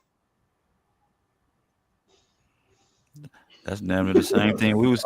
Hey, that's the same thing we was talking about before. Pretty much, what? I'm so sorry. Absolutely, that's what we were talking about before. I was going to say, I think we've lost sight of what it is. It's like, I can speak from a young man's perspective.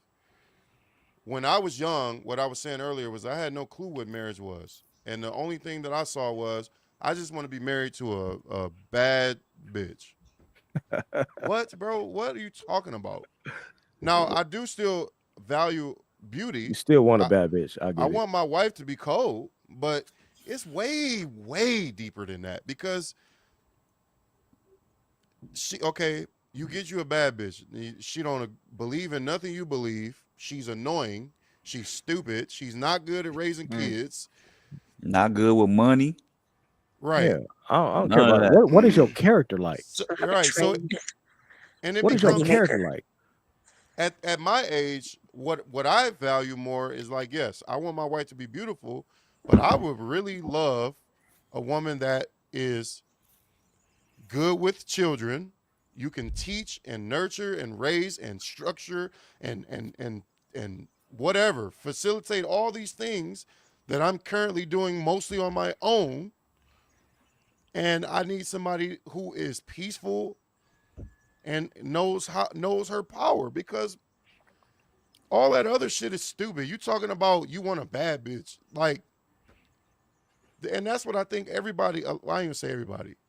I think a lot of men look at it that way. They be looking at the physical. But if you were to lean more on your elders and they told your stupid ass that the looks is kind of like secondary to what she should be bringing, then you would probably choose better. And if your mother or your father was involved in that choice. So go ahead and read it, Edward. If it is a game, it says divorce rates are only higher these days because divorce is more of a norm. These days, back in the day, people would stay in horrible marriages because it was more of a stigma to get divorced. Also, you got to add in there too, women couldn't just easily just leave. Well, it was a little different then in terms of women empowerment and getting a job and moving on their own and doing their own thing. That I guess that leads more to the stigma, but I would definitely agree that it was more of duty. It was more of a duty back then versus like just a position you hold temporarily. Like look at Fences. Like Viola Davis played the duty role like no other. That Denzel was horrible. You know what I'm saying? Like the Denzel archetype of man does not exist today. I And do if not he want does, that he's by point. himself. I do not want that point that you just made to get lost. Marriage is a duty. I need everybody to understand that. Marriage is not it's not about who you like. It's not about how you feel. It's not Marriage for is fun. a duty. It's not for fun. Marriage is a duty. It is a sworn duty. You are beholding to that other person that you made vows to. And you basically just put it in the words that I couldn't find. But the way that I view things now, it's like I'm trying to structure something for the sake of my family, my children ultimately, and what comes after this. I might have another daughter or son. I might have, I'm gonna have grandkids, and even that falls under the structure of what me and my wife would build. Just like I'm under my mother's structure and my father's structure right now. Yeah. When I call them, when I need something, I have to go to their home and what they built in order to receive that help. Now, if they didn't build anything, that's what it all starts as. It's like you're trying to build a structure for your family to reside in and to rely on going forward. And what I'm saying is, that's why I didn't understand shit, because when I was young, I'm just trying to find a woman that looked good with a big booty and will cook and have sex with me. But it's like, dog, it's so many women that would do that shit. And that's one of the things that's kind of beneficial, even though we're not supposed to be doing it, quote unquote, is out here fucking around, is that I've been able to see more. And I'm like, okay, well, now that I know I have the ability to find plenty of women that will cook for me, even if I'm not fucking them, or I have the ability to find plenty of women with big booties, that shit don't mean nothing, dog. Niggas is just horny making decisions with their lives. You're stupid. Come on, Eric, speak your mind. He said you want them big booties. He said forget what you're talking about. He want them big booties. Speak your mind. What you trying to say, dog? Man, if you think that the physical of all this don't apply, then we just had a whole episode. I didn't say that. I didn't say that. We just had a whole episode. He led with that. He led with that. I said I still want a wife that's beautiful, but what I'm saying is it's much more than that. Yeah, that's not what should make you marry a woman. Now, I still want that all day long. I'm saying for a wife, though, it's way deeper than that. Yeah. How do you handle conflict? What do you think is important? Are you going to be vain and materialistic to the point where you're going to tear our family apart because I won't buy you this bag or some shit? Loyal? Are you, all that type of shit. I understand. I hear you. Yeah.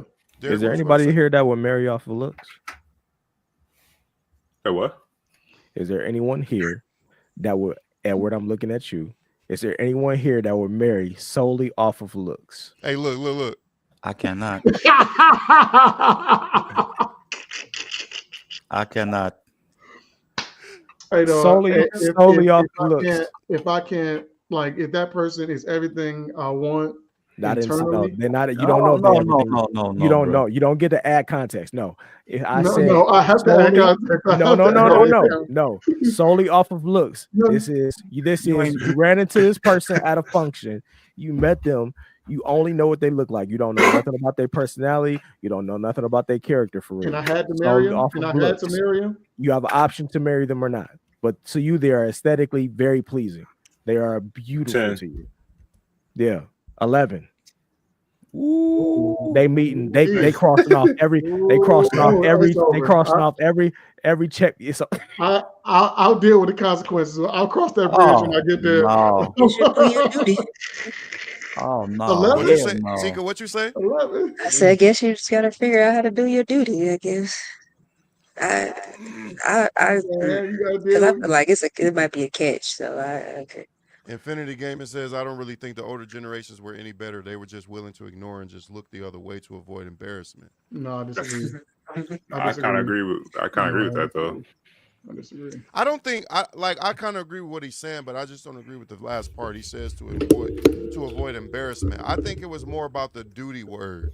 I think your grandma didn't leave because she knew that she needed to stay for your stupid ass. Well, she knew. And they signed on papers. They truly believed in those documents and going before God and all of that. Like your granny is like, I don't want to leave this stupid ass nigga because I know I got to keep it together for these kids and these grandkids, and I don't want to, have a splintered home. Their sense of duty outweighed their emotional whatever they felt. And I think that's what a lot of young people lean on today.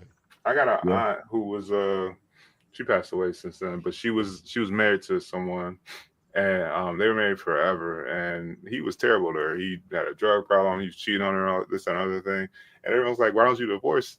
She was like, "I feel like this is God paying me back for the things that I had to that I had done, so I have to go through with this." And I'm thinking like, "Wow, that's kind of wild." I don't talk to her, or I didn't talk to her like that. But crazy. I'm on the. I mean, because at the end of the day, you could have said no. There's always an option for you to say no to the person that you are standing across from. They ask you there. They give you one last chance to say no and walk away. So your job is to know who it is that you're marrying. Now, once you make that commitment, you are now assigned to that person to be dutiful to that person. It's no longer about what you feel. And I feel like now, or I know that now, we live in a day and age to where the overarching belief is, oh, you got a problem with your man, you got a problem with your girl, well, just leave, sis. You can find another one tomorrow. It doesn't matter if y'all married, whatever. It don't matter. Go ahead, just leave. We're getting into social media because I think that's what happened. It just brought the walls down. It's like, and I think we're gonna adjust to it. I really fucking hope we do. I think what happened is the internet tore down all the walls that used to be there that would separate you from all these different regions and countries and people, and it's made us feel like there are no limitations on what we can reach, but or who we can be with is what I'm trying to say. And I think that's just because you can doesn't mean you should. Right. I think that's clouded our judgment in a way, and it's made everything feel so expendable. And I think we will adjust to that as people. I think eventually we will get to the point where maybe, I hope we learn from these mistakes that we're currently making to where we will stop looking at people so expendable. It's like, and the music. Don't forget the music is not helping this. Yes, the music is not helping at all. At all. That great point. Great point. Great point. You can't. I think the music is numero uno by a long shot. I was listening to one of those singles off of Snoop Dogg's new trash ass album, and Missionary? Huh? It's out, Missionary? No, he just put out some singles, and I was listening to I think that album is about to be so ass. But anyway, I was just thinking about his message in 92, 93, whenever he was out. We don't love them hoes. And it sounds cool, and everybody loves Snoop Dogg, but when you think about that shit, like, as a young nigga, I was 5 years old, 6 years old when them songs was out. It's kind of gay. Growing up, huh? I said it's kind of gay. You said yeah. So, but I'm saying, like, more so to the fact that, like, you're listening to that shit your whole life. Me, I've been hearing that shit since I was a little boy. But is he saying we don't love those women, or we don't love them hoes? But as a 5-year-old, he can't make that. Right? How am I supposed to make that distinction? I mean, but I guess as a 5-year-old is hard on you, but I think we know Snoop Dogg's story by now. The whole time he had Shantae and then ended up marrying her, and then the whole time he in the background fighting for her not to leave because she about to leave his stupid ass, and he on the song talking about we don't love them hoes, but he fighting for his life, crying about his wife. It's the same thing that Beyonce did with her music. She told y'all all the single ladies. Meanwhile, she's happily married behind the scenes. It's the same thing with other women make all these songs. All these women make all these single lady songs. They make all them for y'all to go to the club and act a fool with. Meanwhile, behind the scenes, they at home with a nigga, and you struggling to find one, and can't keep one. But is it the artist's fault? And this is kind of going to a different topic, but is it the artist? It's not. It's just they playing. You're an adult. You're supposed to have some level of discernment. You're an adult. You're supposed to have some level of discernment. So no, I don't blame the artists because they just doing what artists do. Yeah, this is entertainment, and you're supposed to have that distinction. You're supposed to understand that. But the thing about music is that it's not only being consumed by adults. In fact, I would even argue that it's probably being mostly consumed by children. Yeah, that's true. Yeah. And children is not able to make the distinction. I understand adults should not be falling for the shit that they fall for. Like me and Edward, at some point we talked about the things that Lotto, Glorilla, all these new rappers are saying, and it's like the women is going for it. Yes, they are. They like, hell yeah, I don't need no nigga. They leaving captions and 7 p.m. Friday. 95 degrees. What are you talking I ain't about? got no, you know what I'm saying? Yep. Like they are promoting not having to need the other gender every single time. I need women. I don't give a fuck what these hoes is talking about. I need them and I love them. I'm not making no song talking about I don't love no hoes. And guess what, nigga? I make music. And I've tried to do that because it sounds so cool. I'm like, I don't believe this shit though. I can't make this song. It's not coming from your heart. It ain't coming. Nigga, I love women. I am a simp at heart. You know what I'm saying? I just had to learn how not to be no more. But no, I don't They can feel say that. all that, but winter is coming. Winter comes every year. You saying it's cuffing season? Winter is coming. No, it he comes said every single year. He said the reckoning is coming, not coming season. A reckoning is coming for I already had one. Since we on the subject of rap, let's pivot to this last topic before we get on up out of here. Hey, you gotta bring them transitions back, man. We used to them now. Yeah. Oh, my had bad. Family Matters last time. Yes, you gotta come with a different show every time, bro. Oh no, that's too much work. But you you did it. You did it.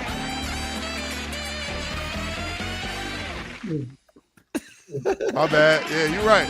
I gotta. Everybody got to have a different face too and different reaction to right, it. Like.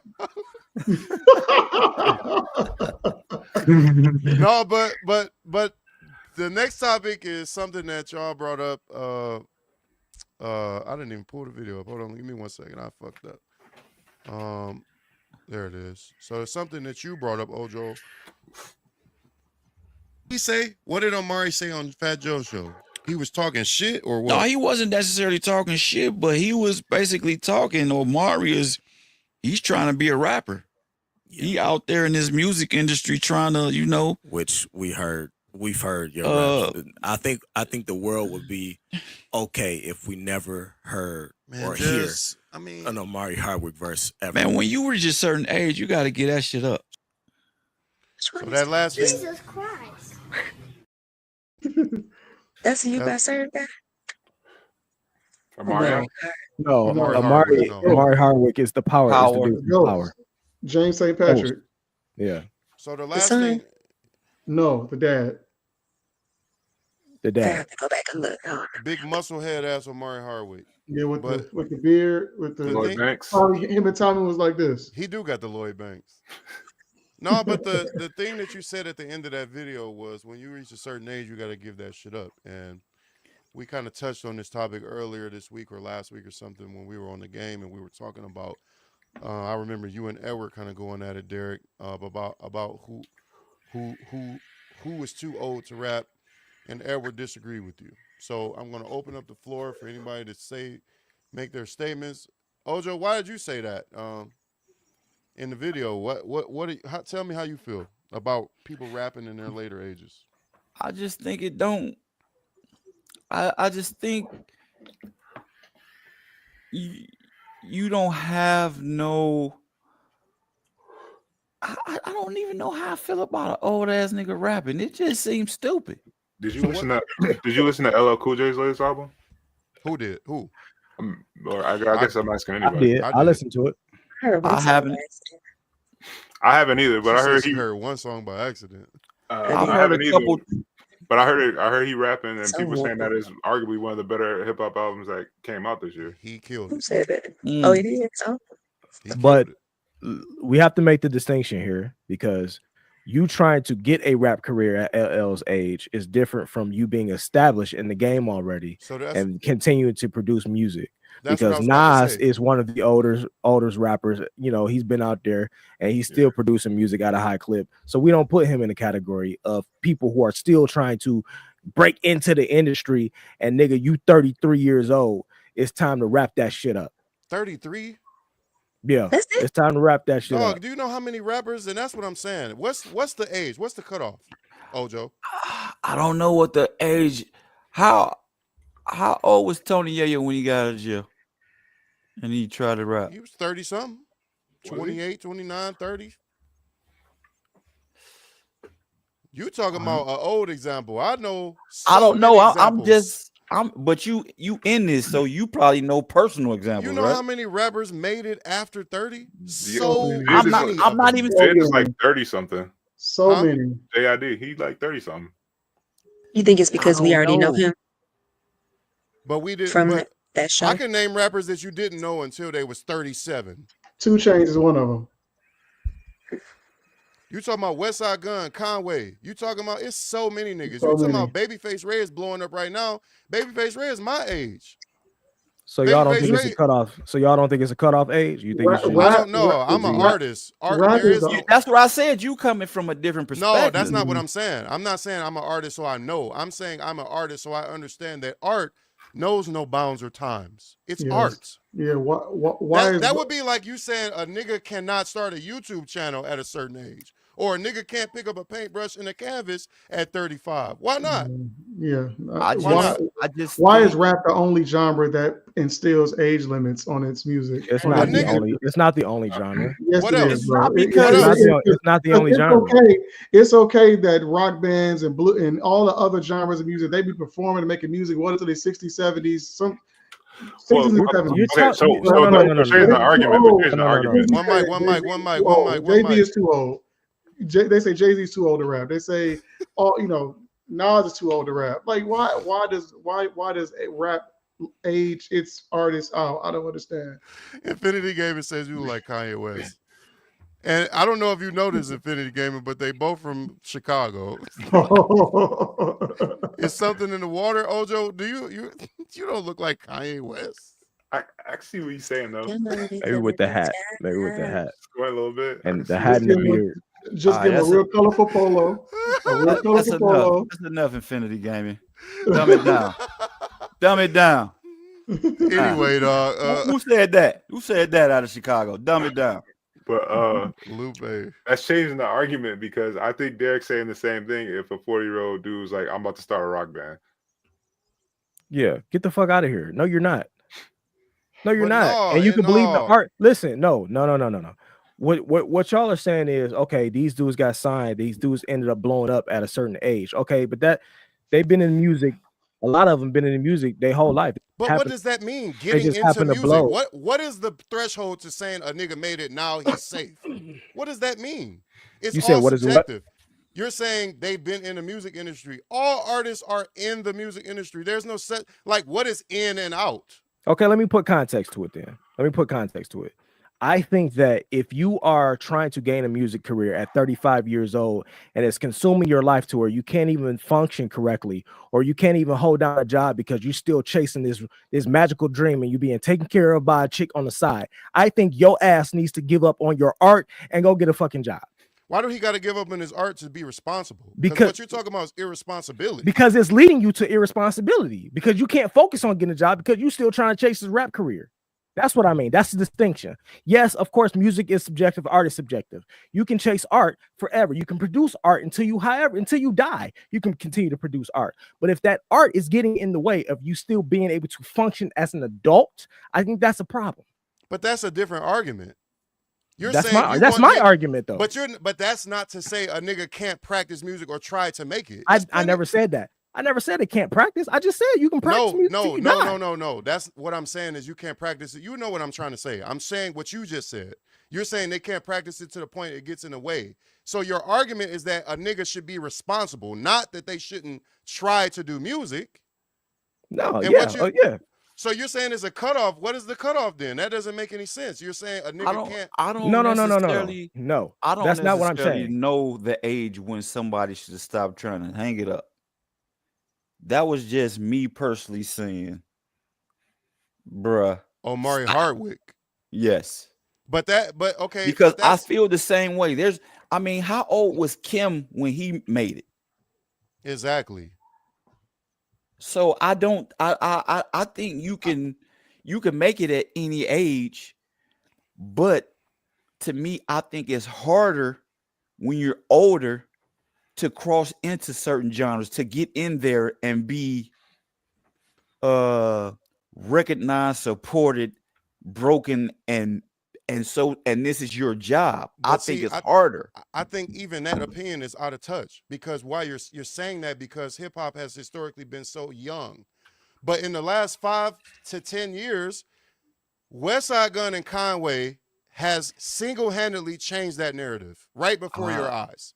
And the only reason you say things like that is because it hasn't been done. What does in the game mean? That's why I'm trying to figure out. Like what are y'all outside of underground, or like what?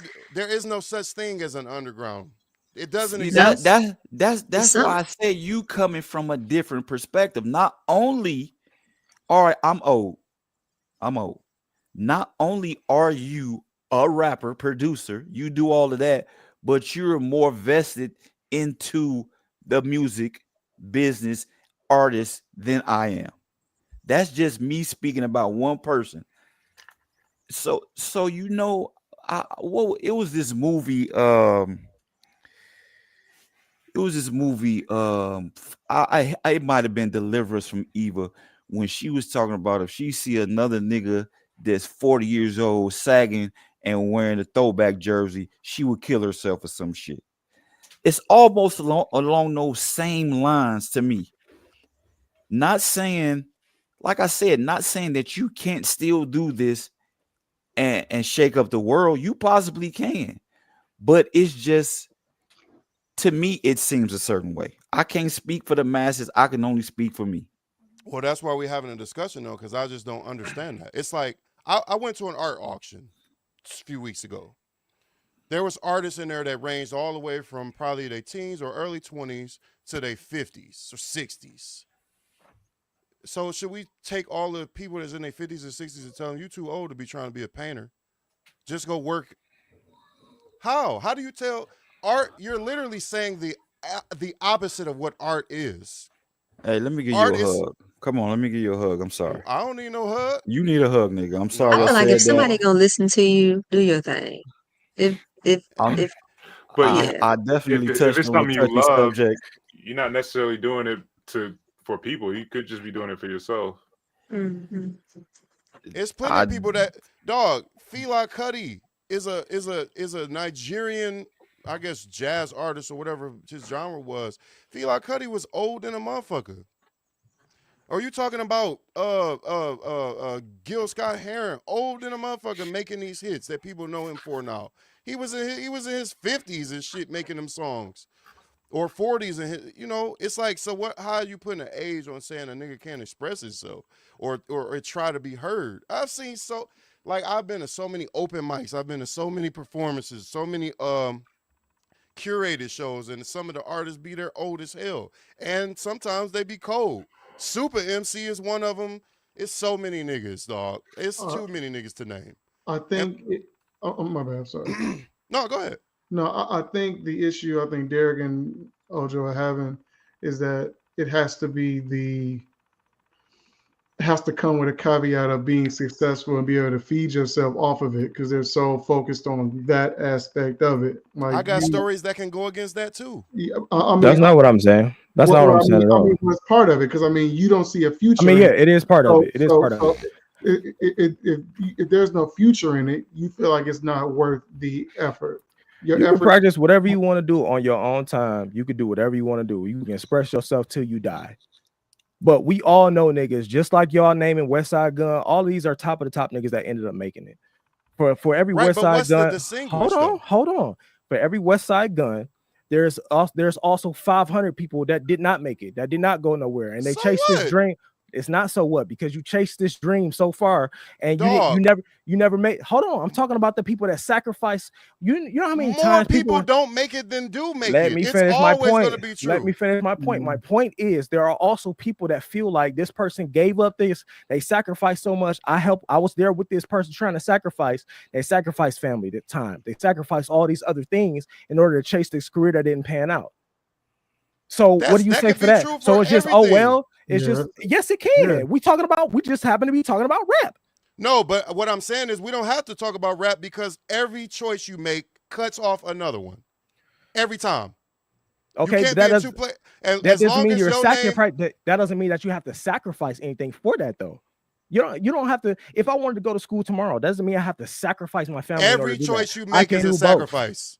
Every choice you make is a sacrifice. Okay. Because until you figure out how to be in two places at once, every choice you make stops you from doing something else. Yes, that's a game of life. Me going to work is a sacrifice. Exactly my point. So if a nigga say, I love rap. But it's also necessary for me to go to work because I understand that I have to provide. But they tell niggas that's 18, two different things. They tell niggas that's 18 that it's irresponsible for them to put their all into rap because they should be working for IBM or they should be in college.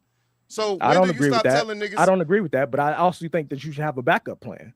So I do my think point that you is, should have multiple plans. At what age do you start agreeing with it then? When is it okay to tell a nigga you can't go after what you want? What age is that? So you think a nigga that's 89 should still be trying to rap? If a nigga feels going like to the extreme now, but we got to put it. He asked the question. We got to put an age limit on it. I asked you what's the age limit. I said 89. Is that not an age that you think the nigga should be still rapping? No, I said limit. What's the limit? I don't know. I don't know what the limit is. I'm saying, so are you saying when you're 29 on your 30th birthday, the day before your 30th birthday, it's cool, and then as soon as you turn 30, it's time for you to stop doing music? Yep. Do you feel the same way about R&B singers? That's being ridiculous. Do you feel the same way about singers? Yeah, I do. Okay. Man, I'm tired of getting these hats. You can get however many hats you want. I'm about Why to you gonna tell me how I feel about it? Just because you feel a different way about that don't mean how I feel the same way you feel. The very meaning of art, the very thing that defines what art is, goes against everything y'all are saying. Art is something that doesn't matter who you are, what you are, where you live. None of that shit matters. Art is something you will always be able to practice. I understand. Nobody is saying you can't practice it. That's not. You keep bringing that point up. Nobody is saying you can't practice it. But we're talking about two different things, though. You're saying going from practice to making it a lifestyle to where now this overlaps everything, over envelopes everything else. That's not practice at that point. What I'm trying to get across to you is that there is no distinction, damn near, between the two. You're always trying to be. I don't disagree because you're always trying to be seen when you're an artist and you're outside. There's plenty of people who make music and they're outside. Like I just was saying, I was at an art auction. There's people there in their 50s and 60s. Do I have to tell them they can no longer go to Michael's and get canvases and paint because they's 50 and 60? They in that motherfucker trying to be seen just like a nigga that's 18 is. So why do he got to stop? What your argument is that niggas should stop being irresponsible. It's not niggas should stop doing art at a certain age. Niggas should stop being irresponsible. And that's true across the board. But what I'm saying is, even when niggas are 18, they're being told by all the people around them, don't waste your time. You wasting your time. You're putting too much into this. You should be going was to never school. My argument, so that's not my argument. But what I'm saying is what is the cutoff? I don't know, but it's not 18. There is no distinction. I wouldn't. That for you. You can't tell me what my distinction is. What I'm saying is, how is you gonna tell niggas when it's time to stop practicing? Because I have an opinion like everybody else. If my opinion, just like yours is, your opinion on art is different from mine. My opinion is, if your art is getting in the way of everybody has an opinion. Everybody's gonna have an opinion and feel wholeheartedly like you're feeling right now on this subject about something. Do you think I don't understand that? I know that. No.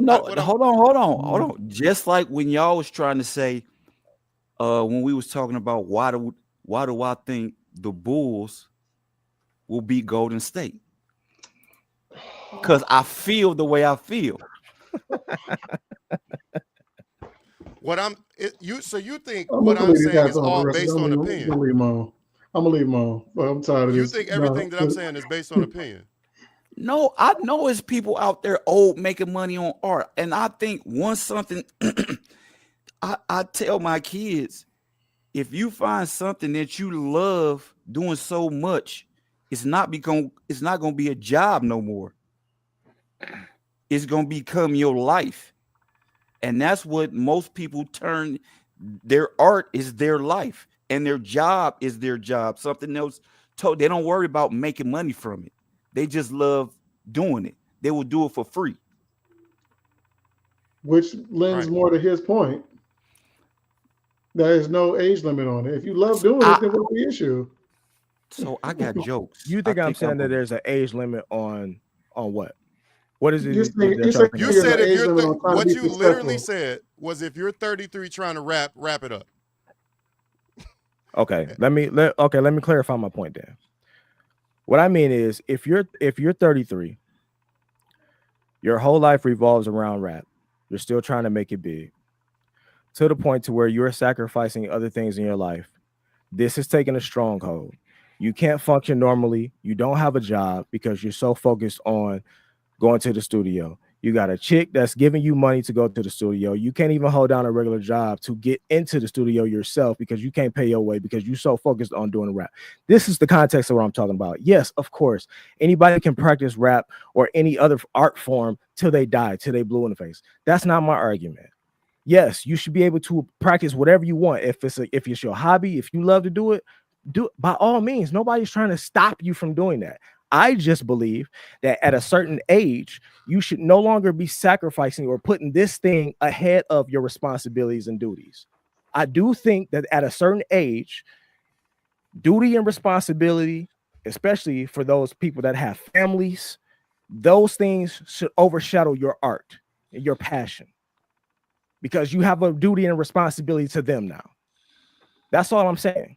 I'm not saying nobody should stop. You should just stop doing art. You should just stop. You should give up on your dream. No, what I'm saying is if your dream at a certain age and you got a full-fledged family, because a lot of people that are trying to rap have full families out here, full kids that they ignore just trying to get on this rap thing. Can we agree to that?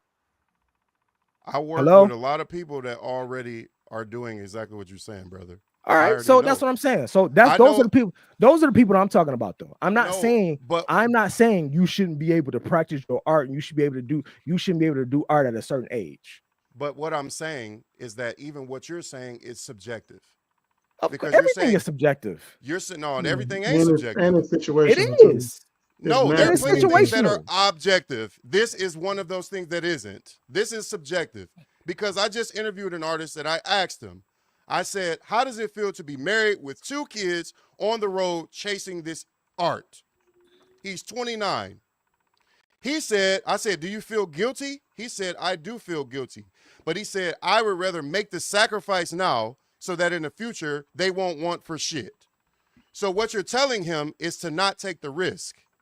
No, it's not what I'm telling him. What I'm telling him is I believe that if this was his passion, that he shouldn't have started a family before doing this. That's what I would say. Dog, that is ridiculous. How is that ridiculous? Because niggas have lives and they do still would like to have children. This is my opinion, though. I'm not saying what you gotta do. I mean, I understand it's your opinion. Why do y'all keep saying that like y'all have opinions and I can't say anything about it? No, because you're saying this. You're not respecting you gotta do this. Exactly. We're on the show to talk about the opinions. I'm just telling you my counterpoint.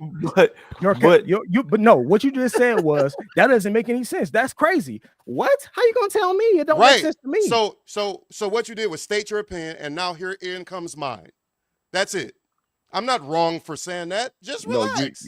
I am relaxed. What you talking about, brother? I'm relaxed. I'm good. Y'all saying I'm not respecting his opinion. We're on the show to talk about our opinions, because correct? You just said that's ridiculous. Right, because I don't agree with their opinion. This is how the show is supposed to go. Okay, I don't agree with yours. That's cool. That's why we're talking. What I'm saying is, y'all keep saying he has an opinion. Like, what am I supposed to stop the show now because he got an opinion? We're talking.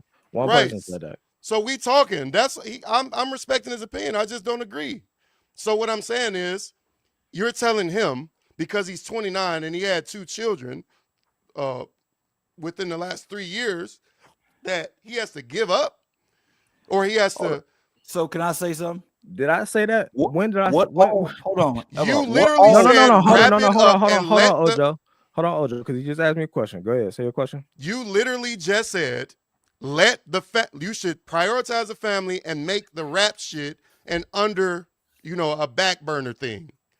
Yeah. And what I'm saying is you're telling this artist who is living an artist life that he should stop. I mean, what do you think about niggas saying you should stop doing YouTube because you have kids? What's the difference in that? Because none of my kids, I'm not off in another state or off in another city doing this. I'm at home still. I'm here. I'm present still. That's the difference. Those two are completely different. I know you're not trying to make that's two completely different things. So you're trying to say, and then a lot of times, hold on, let me finish. A lot of times when I do music videos, my kid is in school, my wife is at work. A lot of the content that I put out, nobody's here. It's me time. I have time to do it. That's completely different than me taking on a whole different, or me chasing a dream and then ending up somewhere out of the city. Now I'm sacrificing time away from my kids. I'm sacrificing time away from my mom. The only point that I made to that was I can't tell another grown man what to do. But what my opinion is that if this is your passion, you want to do this, and you know for a long time that you wanted to do this, you probably shouldn't have started a family before you started this, because what it takes to do this and to chase this dream is going to take you away from your obligations. That's all I'm saying. So what do you think about when said artist is with a woman that tells him to go get it? Then that's her choice. That's cool. Right. But she gonna hold it down while he on the road. All right. It's that's the relationship between, that's the decision y'all made. I don't got no problem with that. What I'm trying to tell you niggas is that what you're saying, it's thousands of niggas that did the opposite of what you're saying and were successful. And it's thousands that I swear Vezo, but that's the same for the NBA, the NFL, art. We talking about I'm just making a counterpoint. YouTube. It's always going to be more niggas that didn't make it that did, and no matter what you talking about. Okay. So if you're talking about Icewear Vezo probably a year or two older than me. He got kids. He just now blowing up over the last 5-6 years. So you saying he was supposed to get all the way there, and then like, damn, I'm 30. I got kids, so I should wrap this shit up. Now his kids rich than a motherfucker. So if he would have listened to what you saying, his kids he would be working at Home Depot making a regular check. But now he rich. His kids ain't got to worry about shit ever again. Okay. So what you're saying is that a nigga's supposed to get all the way there and then start worrying about what the world think and say, all right, well, fuck it. I didn't make it by 30, so first of all, I got to go back home to my kids. I don't believe anybody should worry about what the world thinks. You ask my opinion. It's just my opinion. But what I'm saying is your opinion. It's not about what I think the world thinks about it. You can't keep taking you your ask me opinion opinion about what I think. This is what I think. You can't keep taking your opinion and putting it in a box to isolate it from what we're talking about. If you are presenting your opinion, then you are proposing that your opinion is what applied to the argument. My opinion is already in a box because it's my opinion. So what I'm saying is, if we're talking about hypotheticals and your opinion, let me apply your opinion to the argument and stop saying it's just my opinion. I know that already. No, but you're saying you know that, but then you're applying it to the argument because that's what we're talking about. Yes, we're having a discussion about it, but you keep saying is if, oh, this is your opinion. So you saying a person, yes, I am saying that. Yes, it's no question. Right. Yes, I'm saying How else would I argue against your point if I don't do that? Okay, but let me make my valid point though, because you keep saying, so Icewear Vezo. Okay, that's one person out of how that's many thousands of niggas. What? Q transition. Thousands of niggas. You just said yourself that there are tons of people who never make it, Taylor. more so than the people that make it, right? You said that. Hold on. What is y'all niggas talking all about? right, Taylor? I was just asking Taylor if she was all right. I'm doing just fine. So y'all want to talk about shit and then not talk about shit. What's happening? No, all I did was give my opinion. Right, but we're having a discussion. Why are you saying end it? Because we can't talk about this forever. That's all. We just talked about April Jones for an hour, and now y'all want me to wave the white flag. I don't want to. That's not what I'm saying. Rip the bandage back off. But what are y'all discussing? Because since I stepped in late, how old is too old to be a rapper, or do y'all spiral into something else? No, that's what we still talking about. And they want me to stop talking because We just was That's talking not. about. That is Who is not they? what I Come on, want you to no, stop look at the talking about. messages. I'm talking about Edward and Ojo. They want me to stop talking Oh, because I didn't see them. I didn't see The them. only reason why I said that is because how long is our typical format? ain't no rules. We Oh, cool. I didn't say there was no rules. Yeah. We can rap it. We can rap it. It's cool. That Just rap I'm it. not even saying we No, rapping it. I nigga, didn't. no, because y'all doing all this talking like I'm doing something wrong for Gerald, talking, nigga. I agree with you though. Shut the I'm fuck a up, wholeheartedly nigga. on your side. I'm wholeheartedly this for you. I'm on your Shut the side. fuck up. I agree with you too, though. I'm on this so you know. You friendly fire, my nigga. Like, You I'm talking here, about, I'm man, whatever. Just end Ain't the show. nobody You saying end. you could. You end it, Thank nigga. y'all for coming out. God bless. Good night. Get the fuck out my living room. No. Goofy ass niggas. We having a discussion. That's what we doing. Nobody said that. Nobody said we were doing You anything did say different. it. What's up, better? So what is the consensus? There's no age limit to me. There's no age limit. I think you should chase because you chasing your dream comes with consequences, and that's on you to discern when you're supposed to give up and when you're not supposed to give up. You're supposed to keep going until you're supposed to keep going. I mean, you're supposed to keep going until you realize that there's no hope in it. There's no point in doing it. You're supposed to keep going until then. And even then, I don't think there is an age limit. I just think the way that you approach being a rapper, if you want to use being a rapper, you will probably change it the older you get, because you can still be a rapper and not actually be the one that's rapping. You can transition into being the writer. You can be the poet, which is just another form of rap. But I don't think there is an age limit. I think your approach changes. There's a nigga that's 35 with a billboard in the middle of Times Square right now. Who was that? His name is Gashi. He's a white rapper. He got something in the middle of Times Square right now.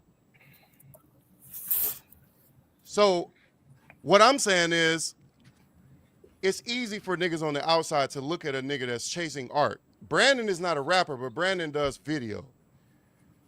So what is a nigga supposed to be like? You can't do animation or you can't do a vlog because your ass is 37, 6.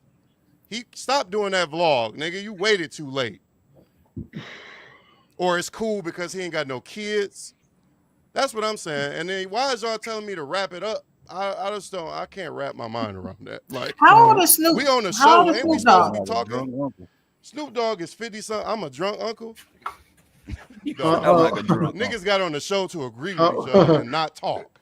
So kids are supposed to hinder that. Like, so I think Derek, you said that you got kids at home. You don't need to be rapping or nothing like that. Well, then should LeBron have kept playing basketball? That's not what I said. Okay, all right, I misunderstood you now. What if y'all change it to singer though? Does that change the whole perspective? Brandon brought that up too. He said the same. Yeah, I don't think it does either. I think singers have more longevity than rappers do. Yeah, they can sing until 80, still 70. Like, well, it ain't gonna sound as good, but they can sing forever. So see, and you keep bringing it back, Ojo, to me being an artist. So you think that's what this is about? No, I don't know. that is not all what I said was about. I said because you have more knowledge about. You're more into rap now. You're into. I'm probably done with rap damn near. That's what I meant by that.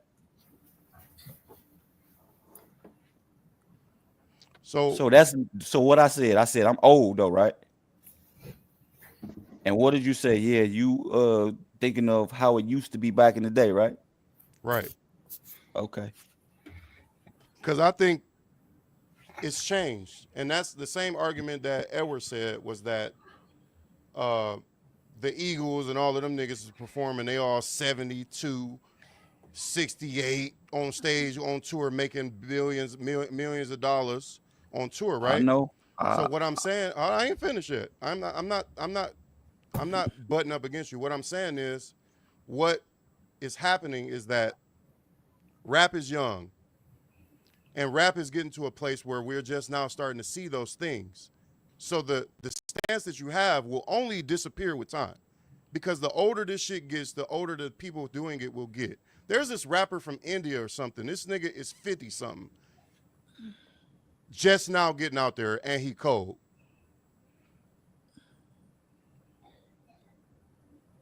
You know, so, and then what I'm saying about art itself is that art, what it is literally the opposite of what you're saying. Art isn't art unless everyone can practice it, my guy. It's not about an opinion. It's not subjective. If it's not being practiced by all, then it isn't art. It's a secret society. That's what it is. If you gatekeep it and say only these people can do it, up to this age, only black people, it isn't art. It's a secret society. It's something else. I'm with you, bro. I'm with you. I hear what you're saying. I'm in lockstep. Going on, but I'm in lockstep with y'all you. niggas mad at me because I got a different opinion, and because we Nobody is mad. Nobody is mad. Man, fuck out of here. Then this nigga want to agree with me after the fact. You just left me out there by myself all this fucking time. Who you talking about? Who the fuck you talking about? Ass nigga. Man, what you mean? God, you left me out there by myself. Do you come out like, oh, I think I agree too, nigga? What's the consensus here? Man, you need some. That nobody agrees with you niggas, but y'all two. You're going through menopause. Thanks. You said nobody. Thanks, everybody. You said nobody. I don't think Ojo agrees with me. Thanks for coming out. God bless you. Good night. No. I don't think Ojo agrees with me. My point. I think my point went over your head. I think that's what I think. Because you're still making a point that art can be expressed by anybody at any age. I'm not arguing. That's not my point. I'm not arguing. No, I'm not talking about just the expression though, because the reason I brought up Icewear Vezo is because Vezo is on the road. I know niggas in his camp. Vezo has children. Vezo be outside. He is not at home with his kids. His wife is. So if what you're saying is a nigga's supposed to wrap it up and go home to his kids, Vezo would not have provided this life that he did for his children, because he would have gave up. True. His kids is rich. Babyface Ray is the same. GT, Peasy. I can name a bunch of niggas from this city that's all in their 30s with kids, and they all just now getting on, because Detroit wasn't getting on until recently. All of them niggas got kids and baby mamas and shit, and they all was outside getting that money. Do you know trash ass rappers? I know hundreds of them. Okay. But what I'm saying, my point is, you name Vezo. Okay. So would you say that Vezo is a cut above the rest? Vezo was trash. Go back and look at a Vezo video from 2012. He was ass. So you're saying he got better over He time? got way better because he stayed in it. Vezo was terrible. Do you think everyone has that ability? Yes, that's what art is. And that's how humans just are. Because you hold on. But just because you practice art doesn't mean that you can attain the level of somebody else. I'm just asking, do you think everybody has the ability to basically ascend to where he has just because they chase it for X amount of years? If they reach where he reached, you know the difference is that he has an infrastructure, he has funding, and he has a community to pull his ability from. Steel sharp as steel. So if you say, what if you don't have any of that? But you go, the chase is to get to that. That's what niggas is looking for. Okay, it's people that chase that and never get it too. So I'm saying, what if you chase that? You look up, I don't know, let's say you 49 years old. You've been chasing this. You still haven't acquired the funding to support your dream. You still haven't acquired the, I guess, the backing, whether it's people, whether it's a clique, whether it's whatever. You still haven't acquired any of that. Well, he needs to quit. I think that's a different argument. How long is too long to be chasing the dream, or how long is too old to start your dream? Like, them sound like two different arguments, though. Like, if you've been chasing that dream to be a rapper for however many years, you like, hey, that's I think that lands. Yeah, I think what you're saying. I think what you're saying lands to what Ojo was saying earlier about being technically in the game. I think what he meant by in the game was basically like, at what age or what point did you start this journey of trying to attain this, whatever it was, success in, you know, rap or whatever it was that you're chasing. I think that's what he meant by in the game. But I think that lands to what you're saying, Taylor, now, which is basically like, okay, did you just start this yesterday? Or did you just start this, you know, a few years ago? Or have you been on this journey your entire life? Edward, you just said something, though. You just said what? You said it's time to give it up.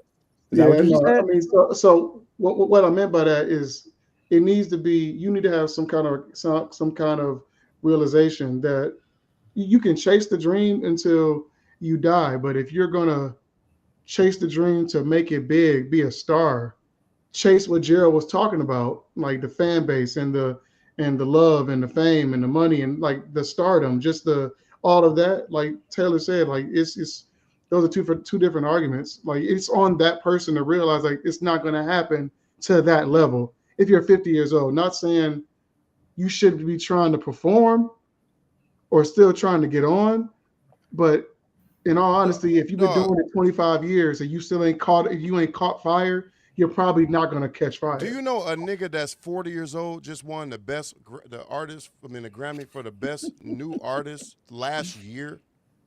Who Jelly Roll, whatever his name is. Jelly Bean, Jelly Roll. Mm-hmm.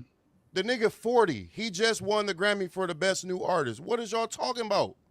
See, I didn't know that, but I mean, I'm just thinking. I think you're naming the exception and not the rule. But it's all exceptions. Everyone that makes it an exception. I'm watching the NBA right now on my laptop. Everybody that's not in this fucking stadium is the outliers, or these are the outliers, and all of them niggas is the majority. The same is true for everything. But the thing is, you're not going to know if you can make it until you try to make it. Do you feel? I agree with that, but do you feel the same way about the NBA players still trying to make it at a certain age? Yeah. Yes, but no, I don't feel the same way because that depends on your physicality. Yeah, and things out of your control. That's a finite thing, but music is not. Music is not bound by anything, unless you ain't got no voice. We say like it's DOC. a finite thing. We say it's a finite thing, but look at LeBron. LeBron is still performing at. Well, how old is LeBron right now? Right, but that's after him conditioning his body since he was 8 years old. Okay, other people can condition their body as well. And he's not starting 6'9". If you think my fat ass can get up from this table right now and be LeBron James, you haven't been practicing. That's what I just said. You haven't been doing basketball. Yeah, but Derek, it's easier for him to be Jay-Z than it is for him to be LeBron. Exactly. That's the difference. That's the difference. I would agree with that. Music is not bound to your body. It's not, unless you, like I said, unless you're DOC and your throat runs into a tree and you can't rap anymore. Or your voice is trash. I was saying, yeah, you can definitely age out of your voice now. You can definitely age out. Singers do that all the time. You don't sound the same. You cannot perform at the clip that you was performing at. Your body can definitely age out of music as well. I'm not talking about R&B at all. That's not my realm. And they brought that up. So they brought that up whether or not I felt the same way about R&B. My passion does not go to R&B at all. I feel that's a totally different conversation.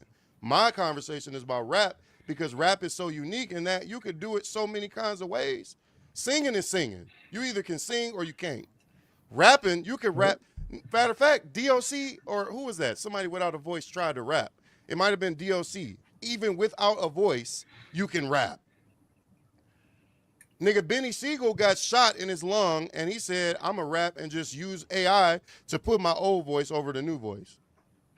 Dog, rap, dog. You can do this shit forever, dog. And this nigga's proving y'all wrong every day. Rick Ross is an old example. Proving us wrong. These are exceptions, right? Rick Ross like 50 right now. So would that not be the same to say what about all the people that prove me right every day then? But what I'm saying is that has nothing to do with the possibility of making it. Though you can't talk about the people that don't. The possibility is there. Yeah, that's the possibility. There's plenty of niggas that tried to be a doctor and they didn't do it. Yeah. Does that mean that they shouldn't try? That means that at a certain age you shouldn't try. Yeah.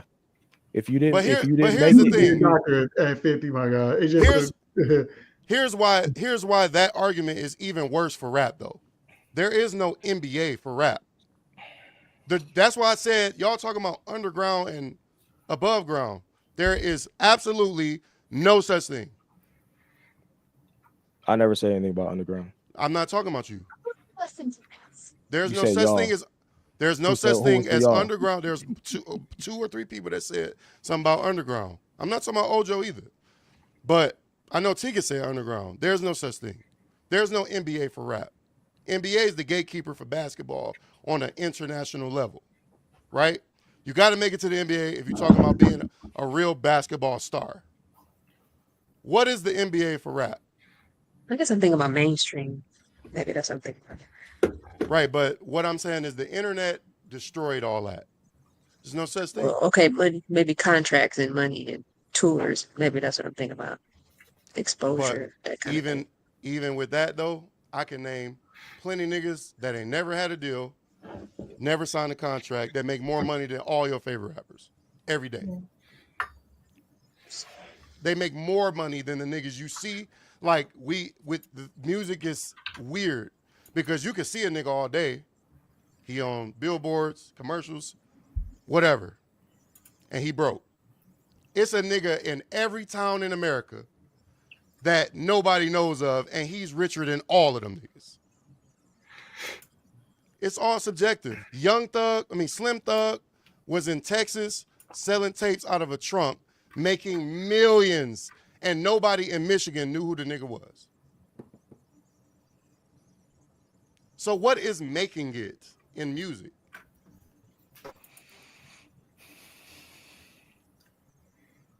Who are you asking that to? Whoever would like to speak. What's your question? What's making it in music? Making it to the point to where your dream or music is financing your lifestyle, I guess, or financing the life that you want, I guess. Yep. That's my answer. Yep. I agree. Okay. I don't know. It could be different for everybody. Maybe everybody don't want the financial. Maybe everybody just want to get their one project out there and do a period. It's kind of weird, right? How that works. When you asked that, I immediately thought of like what is not making it, because there's one hit wonders out there, and you would say that they didn't make it, but they're one hit. Oh, we know tons of people. Personally, you will never know all the people that didn't make it because they didn't make it. But what is not making it and making it in music? I know so many. I can't answer what making it is. But I also can't answer what not making it is. Like the only thing that I could say is being a one-hit wonder. But if you know of them, I would say they made it. They made something. If you could name a rapper or name an artist that you think is the baseline of making it, who would you think it is? What I'm telling you is there is no such thing. You don't think it? There is no such what's the word? thing. Subjective? Is it subjective? Yeah. Is that the word? Yeah. There is no such thing. I'm an engineer. I know so many niggas that y'all will never hear of that is getting bread. So what is making it? Because you don't know them? I think making it is like what Derek said. It's being able to fund your lifestyle simply just on the music. Like that's making it. Like, and so that's why I asked, what is the most famous who is the lowest on the totem pole in music and rap that we all know, which would define making it? Who do you think it is? Can you give an example of that? Because I think making it comes with the fame and being able to live off music. You know what I'm saying? Like that's what I think. See, I was just about to click the same thing. That's not. Christina goofy ass is in the comments, and she said, "If you have a music video, you made it." Do that at the crib. I know so many niggas that y'all will never hear of. They will never see the light of day. But niggas is making money. They're selling records. They're being paid for shows. They're selling T-shirts. What is making it and not making it? Like, that's such an antiquated term. This is not 1995. There is no gatekeepers for music. To go, like I said, for basketball, you either in the NBA or the NFL, nigga. You can't be a ball player outside this park behind me. You can't do that. Nobody gives a fuck. But currency. If you want to give an example, I think currency made it I think Nipsey made it. Right. I think Slim Thug made it. I think Vezzo and Peasy, they made it. You know what I'm saying? Like that's what when I say like not to be disrespectful and say a lower rung, but just like they're lower on the totem pole than Drake, Kanye, J. Cole, them guys, Big Sean, Tyler, they're lower on the totem pole, right? I'm saying those guys, they made it. Like they, what was it? Who Babyface Ray? He made it. Did what's the dude name that made Concrete Connie? What's his name? Bodie. Who? Bodie James. I think he made it. Did he make it? Yeah, he made it. So that's what I'm saying as far as and like he's very niche. Not many people know who Bodie is. Yeah, so that nigga rich than a motherfucker. But that's my point. He made it. He can live off his. To me, like Derek said, let's living off your music. Like not having to do other things, just living off the music. If you can do that, even though that's not the game plan, that the further up the ladder you go, the further up the higher rungs you climb, everybody is trying to transition away from the music and do other things. But if you can make it and just live off touring and your music and selling merch to your fan base, nigga, you won. So you're saying Joe Budden never made it? Huh? Joe Budden never made it. Joe Budden made it. You think so? Joe Budden I think made so. it. I think so, but I'm saying Joe by Budden your made metric, you think Joe Budden did? Joe Budden made it. You know, he left music because he wasn't making no money. True, but I'm just saying, but he made it in terms of he made it. See now it's opening another door because he made it. I don't know how much money he made when Pump It Up came out or whatever, but Joe Budden made it. He made it as far as the respect thing.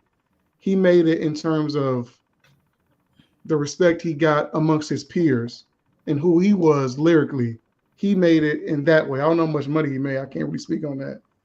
But I think he made it because I just watched or heard a clip of something when J. Cole's manager was talking about how he was just him. Like he liked Joe Budden a lot because of his music. Joe Budden has always been he don't get the credit he deserves as an artist. He really don't. But I think he made it. I mean, he made it twice. He made it musically and he made it media wise. Earlier I was going to bring up Rick Ross because Rick Ross is almost 50 years old now. He ain't even been famous that long. Rick Ross didn't blow up until 2006, 18 years ago. Yeah, that was his first out. Yeah, the nigga was about 30 years old when we first heard of this nigga. You know what I'm saying? So he's one of the ones that like made it right at y'all cutoff. But it was about to be time for him to wrap it up because I think he got a daughter that's, I don't know. I don't know how old his daughter is, but it's so many niggas that made it late in life. And if this was 1997, I'd have said, if you ain't make it by 30, you done. Because you got to get to Def Jam, and Def Jam is not putting no $2, $3, $4, $5 million behind a nigga that's too old. Because back then, too old was 30. You had to be 18, 16 to be a rapper, especially if you just starting. Bow Wow. You had to be young than a motherfucker. Snoop Dogg was 16. But now that shit is gone, dog. All them rules is dead. The game has changed so much. Mm-hmm. It's so many niggas that done made it at 38. So many niggas that's still trying to make it at 45, and they got a following, but they didn't make it because they still broke. There's plenty of them. It's so many of them. But we can wrap it up. I hear you, bro. I don't got no friends after today. Yeah, I guess. So what you mean? I fuck with you. I ain't talking about you. I'm talking about this nigga Ojo. Like I'm not me. Nigga don't even drive down my block tomorrow. And that nigga, wait, that nigga right there. Way to school. I'm supposed to not. Nigga, rule. Hold on. The rules is, nigga. The rules. You better not drive down my block tomorrow. The rules is stand on business, nigga. You heard what I said? You heard what I said? What? Don't tell. I'll go the other way. I'm gonna go down the other street anyway, because your street fucked up.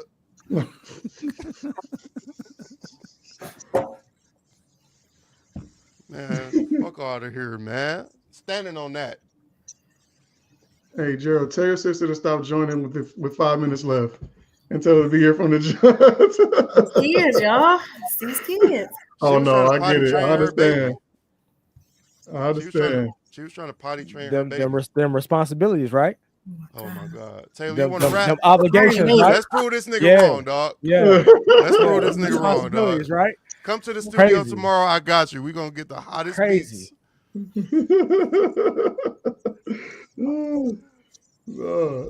you remember how we even got talking about him? Talking about who? Omari Hardwick. We was talking about his contract with Power. Him today or y'all last podcast? No, this previous podcast. Yeah. I think y'all was talking about what he was making, but how y'all don't really know him, and he made it because he was on Power. Yeah, we was talking about he was trying to get a rap career though, at his age. And 50 was loaning him money and he was broke. Yep. So what I said in that podcast was that I think Omari should hang it up, but not because of his age. I said, you ass. And I said, you are a better actor. So stop wasting your time rapping when you could be acting because you acting. But even then, I was saying it flippantly. I'm being funny. I'm an artist. Y'all niggas have to understand that I'm wholeheartedly understand. I'm passionate about the art, but what I feel, I have a whole philosophy in this head about art. I don't believe there's a world in which you could tell, even as much as we joke about all of these niggas from the JSRs to whoever the fuck, the way that I really feel inside without the jokes is that you can't tell a nigga not to do art of any kind. Because even if you ask, I've seen niggas that I thought was trash at painting, at photography, and they be having more of a following than my stupid ass. So it's like, damn. Jokes, huh? I ain't say you couldn't have jokes. But your joke, you telling me to turn the show off. What the fuck? Turn the show off because I disagree with your... Y'all touchy. That's what I'm saying. Who the touchy one? This nigga told right. No, you, nigga.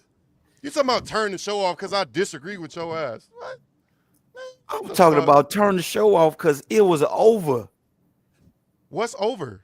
2 hours? Just answer the question. The conversation was over. You made your point. Y'all was going back and forth about the same thing, and no ground was given. We gained ground though, and so you're wrong. All right. Hey, bro, come on now, dog. Come on, man. How old is Boosie? Boosie older than a motherfucker. 50. Boosie old as hell. The same irony. age as Omari Hardwick. When I read this question, I instantly thought of Snoop and somebody that's not even a rapper for real. Lil Duval. He made that one song. Ain't he a comedian? Mm-hmm. And he was like 45 when he made that bitch. Comedian. Just being funny. And he got a hit. Man, nobody considers him an artist though. He is. He has literally another hit. He has like 2 more hits. Nobody. Me and Brazil just seen him in concert and he rapped on stage. He performed. You saying you don't consider him a rapper? How do you not consider somebody that does art an artist? I don't consider. Oh, him now we got a new argument. Time to extend. I don't consider him a no. When I say nobody considers him an artist, I'll be right back, y'all. I gotta feed my baby. Oh my God, save it. That's all right. We can pin it for the next time. It's cool. Tika, come back right quick. Cause he not full time. She done left. Goddamn. I'm so mad, dog. I'm so mad. It's too late. Child services at my door. God damn it. I'm so damn, mad. I almost accidentally banned her. My bad. Can y'all see this? No. What the hell? You can't see that. What the hell? Yeah. Oh, you in the car? Oh, okay. No, I'm not in the car. No, I was in the library. Yeah. Oh, it's on. They kicked you out. Yeah, I was in the library. They closed at 9. Oh, I thought you said they kicked you out because of us. I was about to say, damn. Oh no. Racist. All right, man. We can wrap it up. We're gonna talk some more about this shit. You said we pinning what? Lou Duval, whether or not he an artist? Yeah. Somebody remember that for next time. Oh my God. I shouldn't have said. Man, this is what the show is about. Y'all niggas thought we were supposed to get on here and spin kumbaya. I was hoping y'all was still gonna be on here. I love on y'all niggas every about midnight. I love on y'all niggas every other day. Today, fuck that, nigga. I love you niggas every other day of the week. We on this shit to talk. Let's talk. Rule number 6. Oh, I'm sorry. Rule number 5. Nigga. See you later. Love you. And this too. So y'all better be my friends or else. No, nigga, I'm sensitive. Don't drive down my motherfucking block. I'm sensitive too, motherfucker. But we talking. You know what I'm saying? This is what it is. This view in her car look crazy. All right, y'all. This look like a scene out of a movie. I appreciate everybody. Like we a hostage. Hey, what's the gaming dude name? What's his handle? Infinity Gamer. Infinity Gaming, bro. Appreciate you for chiming in so much. He might still be here. I don't even Absolutely, we do. Appreciate you for dropping in. No, he left early. Oh no, he did leave. You're right. He did leave. All right. We gonna all the time. Come with them. This is how I feel. Keep him, bro. Anthony Edwards. Like that. I picked Anthony Edwards to score over 26.5. Guess how much he have right now? 24. 26. Ooh, how much time left in the game? It just went final. Oh. Yeah, that's what be happening in your parlays. Yeah.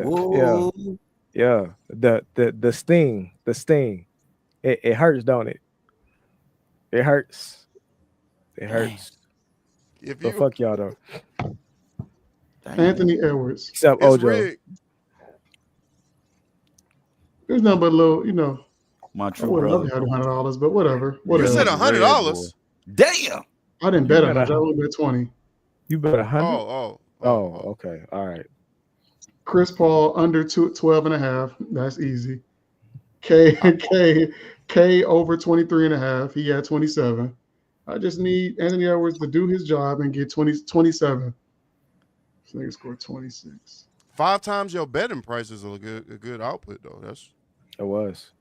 Yeah. But you just lost a dub, nigga. I'm so mad. I'm so mad right now. I'm sorry, brother. Could have put that in Bitcoin, goofy ass. Taylor? All right.